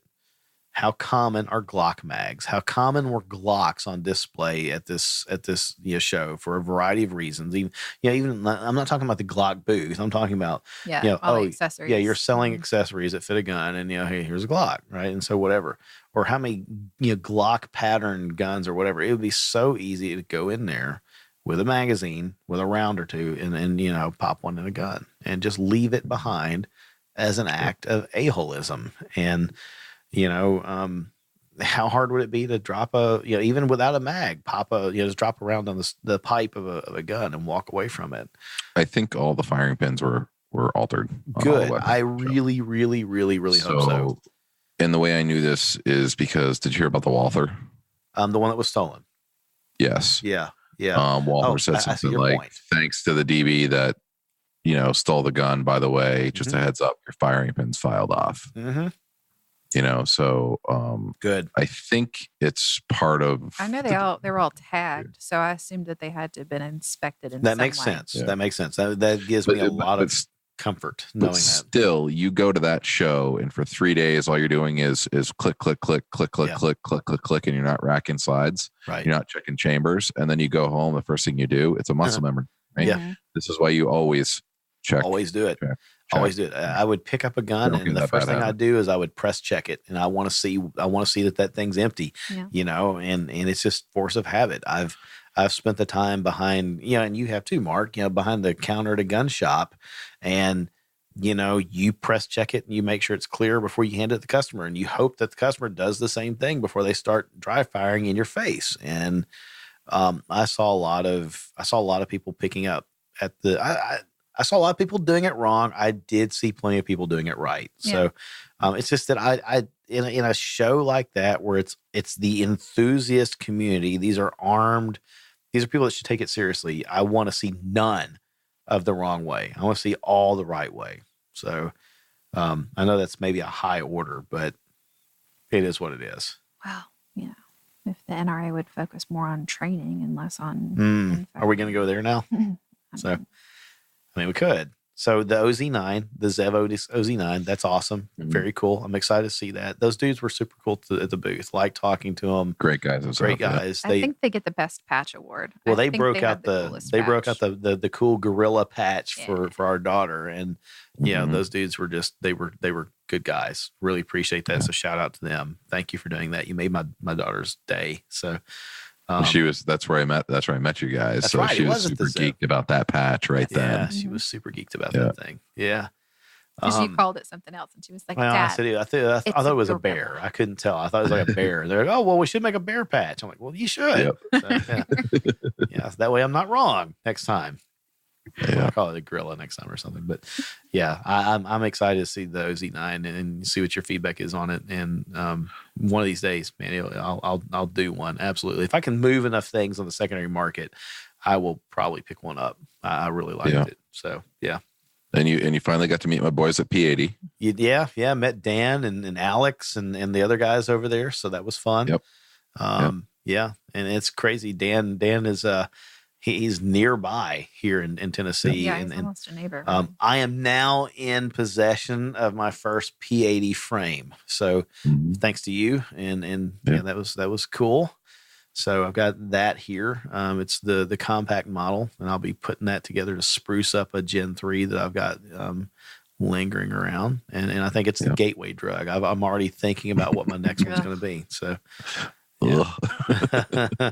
So I'm excited. This one will be part Glock, part P80. The next one will not be any Glock. I'll do a 17 next, and it'll the full size P80, and so that'll be fun. No Glock in that at all. So that'll be great. Not a Glock. Hashtag not a Glock. This Hashtag not a episode Glock. brought to you by. Hey Not a man, Glock. Mark has divorced himself. The listener that said that we would marry Glock if it was a person, Mark has kicked her to the curb. So, Well, we shall see. Possibly. Yeah. He's Still still on a little bit of a honeymoon here. right. still got her on reserve right now. Man, I'm looking at the OZ9 right now. That's a pretty hot gun. So, And it just feels so dang good. and so your hands obviously are, you're a tall dude, and so your hands are bigger than mine. I've got little, wide Shrek hands, and it fit my hand just fine too. And Sandy, it fits your hands. So Yeah, it fit my hands Yeah. really well. I So- have long, skinny hands. Right. So like a pickpocket, yeah. like a carnival person. So a lot of the guns that are intended for women, Right. my fingers are too long for They them. are. Yeah. I end up stabbing myself in the hand with my own fingernails because That's I weird. don't have enough to wrap my hand around. Mm-hmm. Yeah, So yeah. I really need a full size grip, but it's hard to conceal. I'm a mess. Yeah. Not as much of a mess as I was. You want to? Don't go suit shopping with me. That's You're that's hard to fun. fit a suit. I'm hard to fit again. Sorry. Anything else positive that we want to talk about NRAAM before we briefly touch on some of the drama? Yeah, it was a good show. I just enjoyed it. It was great. Yeah. I mean, I love it the was. atmosphere in that Yeah. building. It was really positive, really good stuff. Mm-hmm. Yeah, I mean, I like it just because it's a lot more free of a time for me than SHOT Show. Mhm. And it's a lot easier to just relax a little bit and chit chat with your friends because, let's face it, you go to Las Vegas for a week, it's not a cheap trip. You know what I mean? So It's all you try to business make for you the most guys. out of it. Yeah, You try to make the most out of every minute. And this show was super busy the first day and then slightly busy the second and then very relaxed. So, yeah, that's what I like most about this show. I can actually walk around, get hands on, shake hands and chit chat and take my time. Yeah. It's always great catching up with industry friends and making new ones. Yeah. It A lot was. of that. It was good. I might try to swing SHOT next year, but with NRAAM here, Sandy and I were driving back 6 hours from Indy, and we had a lot of time to talk and thinking about ways that Shooters Nation can do some cool stuff for NRAAM next year, and we'll see. Right? It's hometown. We have home field advantage on that one. So it'll be fun. And I'm anxious to see what we can do with it, especially with the show in the next year and some of the momentum that we have here because the listeners and the guests and stuff. I'm excited by the possibilities of what the year has in store for us. So, the positivity of the show. So that's a good segue maybe into the other part of it. And I don't want to go too far down into this, but on the exhibit floor, it was positive, right? I mean, people were enjoying themselves. They were checking out the new guns and gear. They were meeting friends or all that stuff. And there wasn't, Mark, did you hear anything on the show floor about the board of directors shenanigans or anything like that? No. Unless I was watching Rob Pincus's Instagram. Right. Yeah. And somehow I missed Rob there. I know you saw Rob, right? But I missed him while we were there. And I told him I was really looking forward to shaking his hand.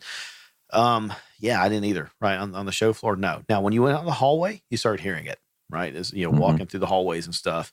It was tense. It was really tense. And so I think most of the listeners have already heard this, right? But the show opened with like a crazy salvo of politics. I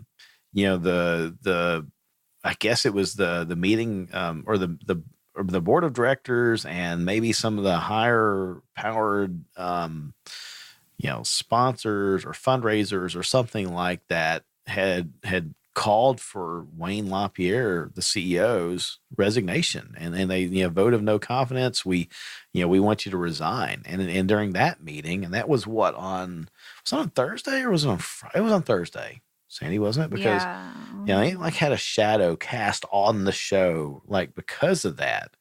And reportedly he stormed out of the meeting, and his rebuttal was sent by a letter that he wrote, and then he aired some dirty laundry, right? He called out Ackerman McQueen, the advertising agency.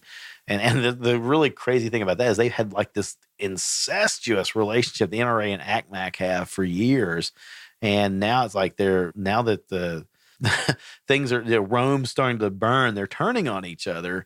And, he kind of threw them under the bus, and they had already thrown him under the bus. And then, Ollie North got, the former president of NRA got sucked into this. And next thing you know, he's ousted as the president, because the election for him was on this past Monday. After NRAAM, they would have had the board of directors meeting, and there would have been elections, held there.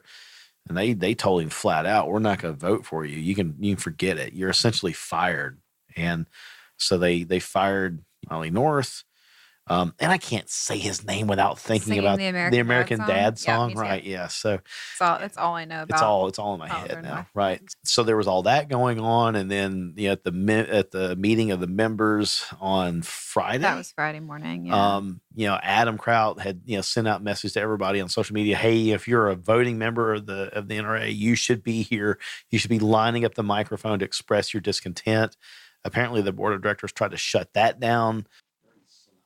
Yeah, I mean, we just kind of have to sort of sit back and watch and see what happens because, we don't really have any power to change anything. They're going to figure it out for themselves, and we'll be left with whatever decisions. I think that's the thing that bothers me about it the most is the voting members don't seem to have a whole heck of a lot of power here. Mm-hmm.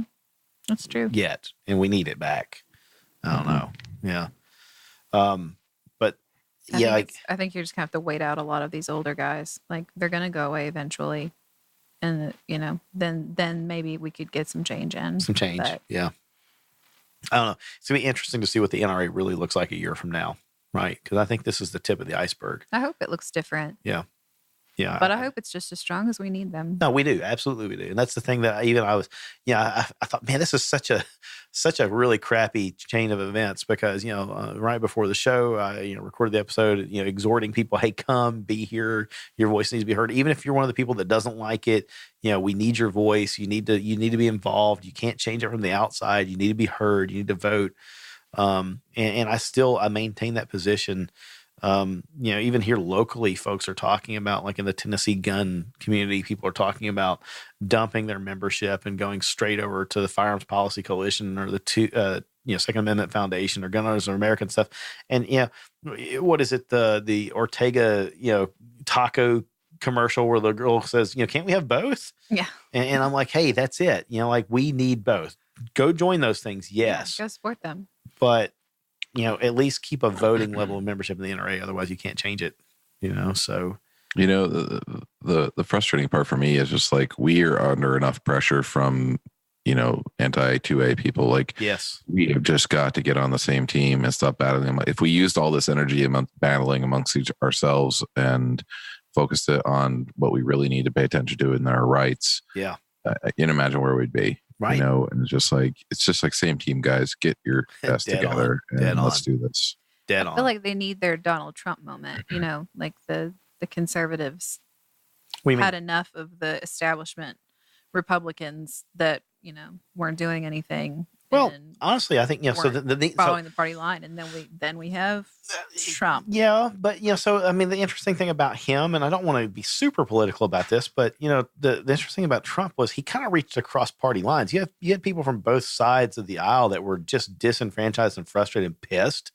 And they elected the guy that they thought would wreck the system, right? Yeah. And I think that's kind of what people are hoping for with the NRA. Yeah, and need somebody to come in and shake it up. Yeah, I mean, you know, we drain the swamp, mm-hmm. right? And I mean, and that's not that I get so frustrated with people that are anti-Trump and anti-conservative and whatever else. And again, not being political about it, but it's like, you know, they get so snarky about the comment about like, you know, make America great again or drain the swamp or whatever. And, you know, what's wrong with making the NRA great again? What's wrong with draining the NRA swamp? You know, we all can agree that it needs some change. And, you know, I just want to see it. I want to see, we need the NRA. We just need a better version of it than what we have. I want to see the NRA reflect the current demographic of gun owners. Yeah. And that's an interesting thing. You know, it's changing quite a bit. Mm-hmm. And they have gone out of their way to try and add some more women, because they've always had sort of like a token woman on the board or whatever, but they are adding some more to the mix, which is good to see. But it needs to be more. There needs to be more. Yeah, I mean, I think, you know, Dana Lash was you know, arguably a step in the right direction. They needed the strong voice. You know, Klein Noir, a good step in that. And there's gonna be people that hate that comment. Both those comments. They're like, no, I don't like Dana. I don't like Klein. You know, he's a sellout. She's a sellout. You know, raw anger or whatever. It's like, guys, you know, I mean, sure, for you, maybe it strikes you that way. Their voice doesn't resonate, but there are people whose voices they do resonate with, and it's not all angry people. You know, there are women that you know are like, hey, cool, I like the strong woman, you know, figure with Dana. You know, hey, there's the minority communities that look at, you know, Klein. There's dudes like me that look at Klein that, you know, he's like, he's a smart guy, he's young, he's progressive, he's thinking, you know, the guy's he's an educated attorney, right? I mean, and you know, he's a gun nerd like we are, and he likes cars and he likes shoes, and I can get on board with all these things. And so, you know, you know, just because the demographic doesn't resonate with you, you know, doesn't mean that it's not resonating with someone, and you need that. This is the diversity and inclusion thing that we've talked about with Tiffany. And sometimes I roll my eyes because corporate America just beats diversity and inclusion into the ground for, like, I feel like the wrong reason. Their heart's not really in it. Yeah. But with this, we need it. I mean, you know, Mark, you said earlier, it was good to see the kids there and seeing kids, you know, excited and engaged in this and, you know, being a part of it. And, you know, I hope that some of my traditional values, and I'm not as traditional as my parents, my grandparents were by any stretch, but I hope that some of those things, you know, transition to my kids and they have those same core values as adults, but they're going to care about different things, man, when they're like, you know, 40 years old than we care about now. And I hope that, you know, a means to defend themselves and whatever else is still part of it. You know, we need the Second Amendment, and we need organizations defending it. And right now, the NRA's, it's not perfect by any stretch. It's flawed, heavily flawed, but it's the best thing we got. They've been effective. Yeah. So anyway, I don't know. I want to talk about this some. It might be fun to get Rob Pincus back on and talk about this. I'd love to hear Rob rant about this for a while. Yeah. I mean, I like Rob because we don't have to do a whole lot of work, Mark. We just kind of like press the play button and sit back, you know. Like, hey, Rob, what do you think about this? And then, you know, we sit back and drink. So it's fun. Yeah. Anyway, that's kind of Rob and his verbal jujitsu. Yeah, that's right. He is very. I think it'd also be good to get his buddy David Yamani on here. You know, he does the Gun Culture 2.0 thing over at Wake Forest University, and he's got a completely different perspective. And I freaking love that, because if it's uncomfortable at times for me to like, wait, how do I feel about that? What I really think, are you, but I know that he's pushing me and stretching me to make me think a little bit differently. And I think one of the most powerful things I saw somewhere on social media, and then I'll stop talking about this, but about this whole thing was, instead of meeting people at 50%, we kind of need to start reaching across that and reach people at 60%, right? Reach across the aisle, so it's not just like, hey, I'm meeting you halfway. No, I'm meeting you a little bit more than that. And I just really want to hear what you've got to say and why it's important to you. And, I think that's the strength of diversity. Doesn't mean I have to agree, but it does mean that I should at least entertain your thoughts and what's valuable to you and what your values and what's important to you, and realize that that's legit for you. I mean, I may not agree with it, but for you, that's your reality. And why am I, why should I be myopic and feel like, no, it's my way or the highway? So anyway, there you go. Feel good moment for the day. The more you know. Need to have that little graphic play out. The more you know. All right. So we're almost 2 hours in. I don't know. I don't want to be short. The listeners have said that they don't like short episodes, but we've also told them we're going to try to do weekly episodes. So, again, right. So there you go. But any other thoughts on this? What, any closing observations, thoughts, whatever? Doesn't even have to be about that. Be something else. If you go over to Rob Pincus's Instagram, you can see him doing slaloms with the trees on the sidewalk, riding a scooter, talking crap about the NRA. Seriously, one of my favorite things. I went so Sandy, you were in the other room at the hotel. We had a suite, which was nice. Thank you for doing that. That was fun. Not to have like two snotty nosed kids piled on top of me in a king size bed was great. But while you were in the other side, I still did, but I'm glad that you slept well. Right, but so I was watching Rob's video doing that. Like on Friday night, I was like, "Oh hell, I can get up right now, get dressed, and I can go find them, and I can do this. I want to be a part of this." And so, anyway, that was fun. The slaloms, the scooter races, talking trash about the NRA while he's doing that was brilliant. In a suit, mind you, in a suit. Yeah. So. Yeah. Impeccably dressed on a razor like scooter, electric razor scooter. One of their little rental scooters. Yes, one of those. Yeah, they had lots of those. That was kind of cool. Well, I saw it. Like Rob posted a picture that they on maybe it's today on Instagram, where he like got home and was gonna do like a scooter race with Baby Pincus, and that scooter that he had looked an awful lot like the ones they had in Indy. Not saying it was, but it might be. They might have rode it all the way to Colorado. They might have less scooters than they had before Rob Pincus was in town. So, right. Yeah. Do you have to keep feeding it quarters if you take it home? Man, another thing, I had my first smoky old fashioned. Oh, no. Yeah. And I saw the pictures of that. Yeah. That looked goodness. tasty. Do you want to explain what that is to the listeners? So they do their mix of old fashioned behind the bar, but what they're doing in the meantime is they take a plank of cedar and they take a kitchen torch and they catch the cedar on fire and then tip your glass upside down and put the fire out. And of course your glass fills with the cedar smoke. And then they go and they mix the drink. Yeah. And the whole time your glass was just pure smoke, right? All you see is smoke in the glass. And then as the drink is complete and icy cold, it comes over in like a little, what do they call it? Like a shaker or something, yeah. It was like a little glass. I don't know what it's called. It's like a little glass pouring device, basically filled with your bourbon, your old fashioned, essentially. And they flip the glass over. The smoke comes bellowing out. The smoke's been there for probably a minute. Then they do the orange and then rub the orange on the rim of the glass and then throw the orange in the glass. And they pour the drink in it. And you have your first sip, and the smoke's been out of the glass now for probably a minute and a half. And you have that first sip, and all you taste is like the perfect amount of this wonderful cedar smoke. I want to do this bourbon right now with the bourbon, and like they use guave. What is it? Is it agave? Agave, yeah. Sorry, agave rather than like simple syrup or a sugar cube. Yeah. And it was no cherry. and then it was Elijah Craig bourbon. Okay. Yeah. And man, oh man, it is the best any bourbon taste, sip, straight, mixed, however you want to do it. It's the best bourbon drink I've ever had. So have you begun procuring cedar planks for home? Look at that on camera. I love it. I freaking love it, man. That is great.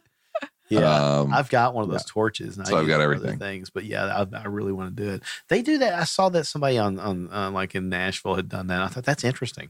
And I guess the smoke, the particles of the smoke coat the glass, which is why you get that taste. And then it was unreal. And the glass was like warm, but the drink was cold. It was just like this. Yeah, in my head, I see like an storm of exploding glass. Oh God, I just gotta get some of that though. That sounds really good. It sounds amazing, and I'm not like I don't like fancy restaurants like that. No, but at all. Cool. It's just not my thing. But when I saw that picture, I was like, oh, I'm jealous. Right. I would go there just for that. We heard about David, the CEO of Polymer 80. He stopped Robin and I. He's like, you guys like bourbon? He's like, go down to this place on the corner. It's called Hyde Park. He's like, go get the smoky old fashioned. He's like, thank me later. Here's your thing. We went and we're like, oh, this is awesome. Yeah, that picture, that picture's worth 1,000 words. You could just smell the smoke through the picture. I mean, it looks so good. Yeah. Gotta try it. So, I want to do it. We should be able to find the cedar. So I'll post up the pictures in the Shooters Nation community right now. Do it. Yeah, we'll repost them out on the Instagram too. That'd be great. Yeah. Well, I think the only thing that I have left in my head about this was when it was all over with, it really just kind of sucked returning back to normal, normal life, normal day-to-day stuff. Driving away from that, it was such a good experience. Drama of NRA, aside, which, I mean, really, like I said, we could be oblivious to that while we were there. Mm-hmm. It was just a good time. And I was sad to see it over. And I'm looking forward to the next one. I think it was fun. So it was good to finally meet you in person, which again, absolutely. Somebody said on social media, I can't believe this is the first time you guys actually met in person. Like, Hey, we've been doing this thing for a year, but the magic of the internet, we're an eHarmony dating story, a success story, right? Yeah. But what was that face, Sandy? Like, what? Whatever. Okay. So I'm glad you two are happy. I sent your wife a picture, Mark, the picture of us at the Vertex booth, and I was like, it finally happened. And she wrote back, and her response was the smiling emoji with hearts for its eyes, and I looked at it, I was like, okay. He's dreamy, isn't he? That's what I wrote her. She kind of like, she's probably like, keep him down there. Yeah. So no, it was fun. No, I don't think I even told you about this, but while you were talking with, I can't remember was the titanium slides. Oh yeah. Kratos. Yeah. So you were talking, that was cool. To Kratos, me and Mark were kind of off to the side and the kids were getting restless. So he pulled out his phone and he FaceTimed his wife and put his son on. And so I'm watching him and he's like bouncing, jumping, flipping, turning, like not paying any attention to Mark at all. And then he flips the phone around and puts Coraline on. And Sawyer still calm, really staring at the screen. He was focused right there. What in the world? Yeah. What is this, Dad? Like, I like this call. So y'all may not be the only match this been made. Well, there you go. It was legit a switch. If you like the older ladies. That's funny. It was hilarious. And he sat there like longer than toddlers ever sit still. Just staring. Oh God. This is amazing. Oh, that's funny. That is really funny. Kids are awesome. It was great. Yep. Yeah, it was fun. Cool. No, yeah. I mean, there's so many companies I want to mention, and we'll get these things and we'll go through them soon. But Kraut Industries. That was fun, folks. You need to go, look at our social media, look at Instagram. I posted a picture of this stuff. It was neat. I'm kind of like looking at business cards. Kalashnikov USA, Oh, the I forgot to Comrade, mention that. the Comrade Man, shotgun. That was cool. That was cool. That was cool. Like you need, the guy that I was speaking with over there, Paul, he said, this is the most violent shotgun you'll ever shoot. I'm like, well, this sounds interesting, violent. And he's like, no, I mean, it's like really cool violent. I was like, okay, I'm down. So that was neat. That was a cool thing. Ran into my buddy Jacob Herman, who's now the director of marketing over at Night Vision. Go back a pretty good ways with him back in the old days at the local Barrett, Chris Barrett's firearms shop here in the Nashville area. Mm-hmm. Again, really like the guys over at Faxon, even though I've like completely called their FX19 o'clock, and it's not. NRA arms, they were cool. The Archon pistol, that was cool. Or not. I liked it. Don't hate. Ran into Kevin Dixie from No Other Choice. That was cool. I'm so going to jump in on that interview because I really want to talk to him. Yeah, you kind of let the cat out of the bag on that one, didn't you? Just then. So I flat out told you, hey, go find this guy. I was like, you need to talk to him. Mark and I were walking through, and I was like, hey, Mark, I got to talk to this guy real quick. And I was like, hey, man. And like he was like doing interviews with people, and I like totally walked up, and I feel like a douche, but I kind of realized as I was talking to him, I cut line. I'm like, hey, man, my wife says that I'm supposed to talk to you and you're supposed to come on our show. He's like, okay. And so anyway, it went from there. Fortunately, he was great though. He was a great guy, and he tolerated me and all my weirdness. So, but I'm excited about that one. Kevin's a genuinely good dude, and his heart's in the right place.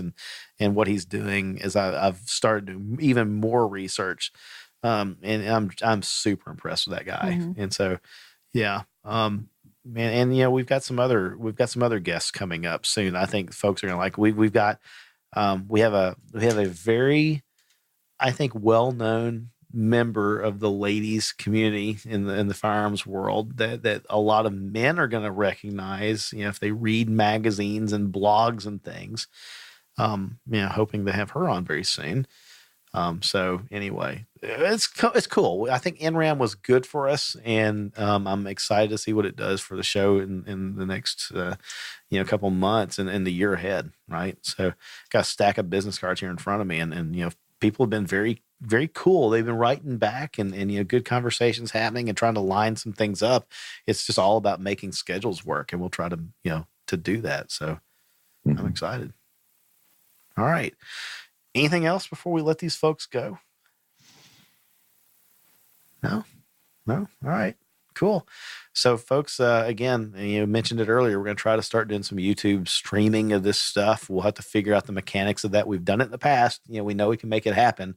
Apparently I'm not as ugly as I thought I was. And people are like, no, we want to see it. So you asked for it. Do I really have to put on makeup at 9:00 at night? I'm not going to do that. So you are. So, I mean, it's kind of. We'll just dim the lights a little dim bit. the lights, turn them down, right? Mood lighting. Yeah, mood light. Put some Barry White music on. But no, so that's going to be a thing. And again, we're trying to get some more, more content out there to you. Hopefully, as close to weekly as we can. But we appreciate that. I think it was humbling for me to hear listeners say that they want more content. They want to hear more from us. So we appreciate that. That's good.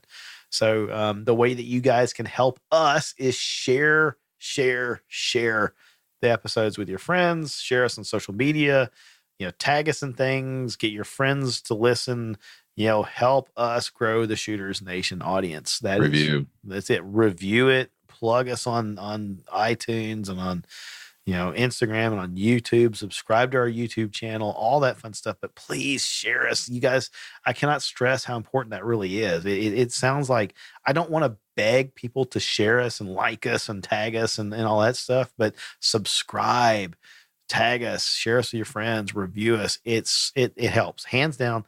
Like if you never donate $1 to Shooters Nation, to help us with production charges, it doesn't matter. Share us out because that really helps us grow and it costs you nothing. So yeah, I feel like I just begged, but it didn't feel like a bag. Maybe. I don't know. You begged, and then you said, I don't want to beg. I don't want to beg. And then you begged And some then more. I begged some more. Oh, God, I have no shame. No shame at all. All right. Mark, how do people connect with you after the show? Mark@shootersnation.com. Such a sexy email address. Shootersnation.com email addresses are a thing for us. Mm-hmm. So, yep. I should get me one of those. You should. You should. Maybe I'll do it. Like Maybe. nagging wife at Shooters Nation. What? What did I just What do? is this? I don't know. I mean, how much is it worth to you? Is it worth an OZ9 to get a good email address? Yeah. Well, maybe after he finishes his Excel spreadsheet, he can work on that for you. Nice. Out of nowhere. Off the top ropes with the Excel spreadsheet joke. Oh my God. Brutality. I'm not sure if that says worse about you or me. Like I What? chose to marry you. Yeah, you did. Yeah, you didn't know about the spreadsheets thing then, did you?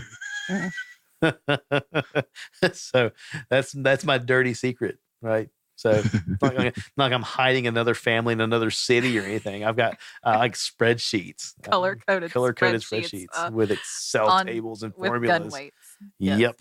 And I used a postal scale for that too, by the way. So measured that gun to some pretty accurate numbers. Let me tell you, gonna measure more of them. It's gonna be a thing.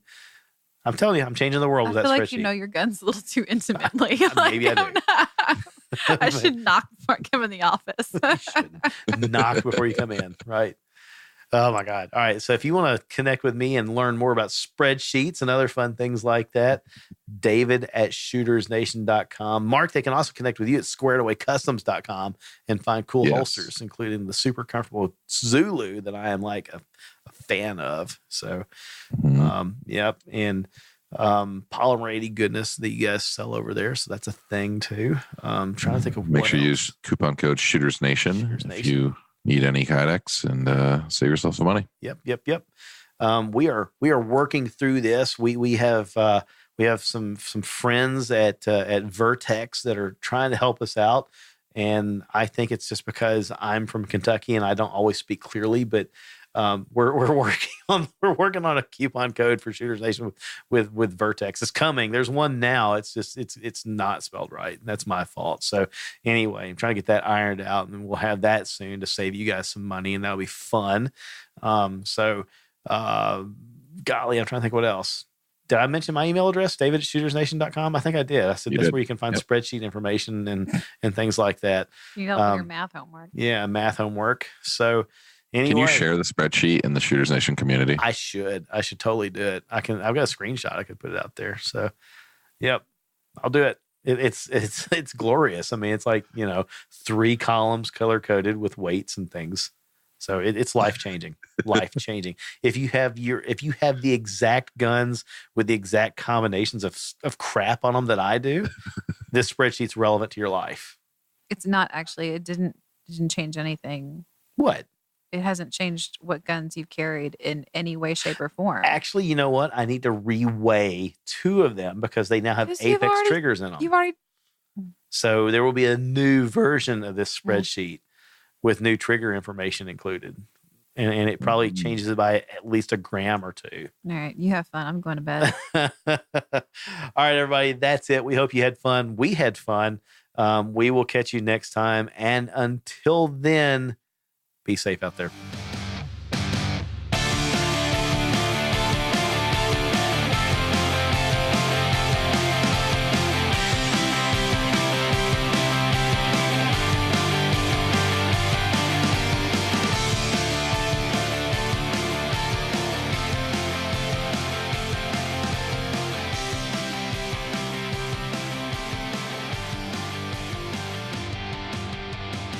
The preceding segment was a production of the Shooters Nation podcast.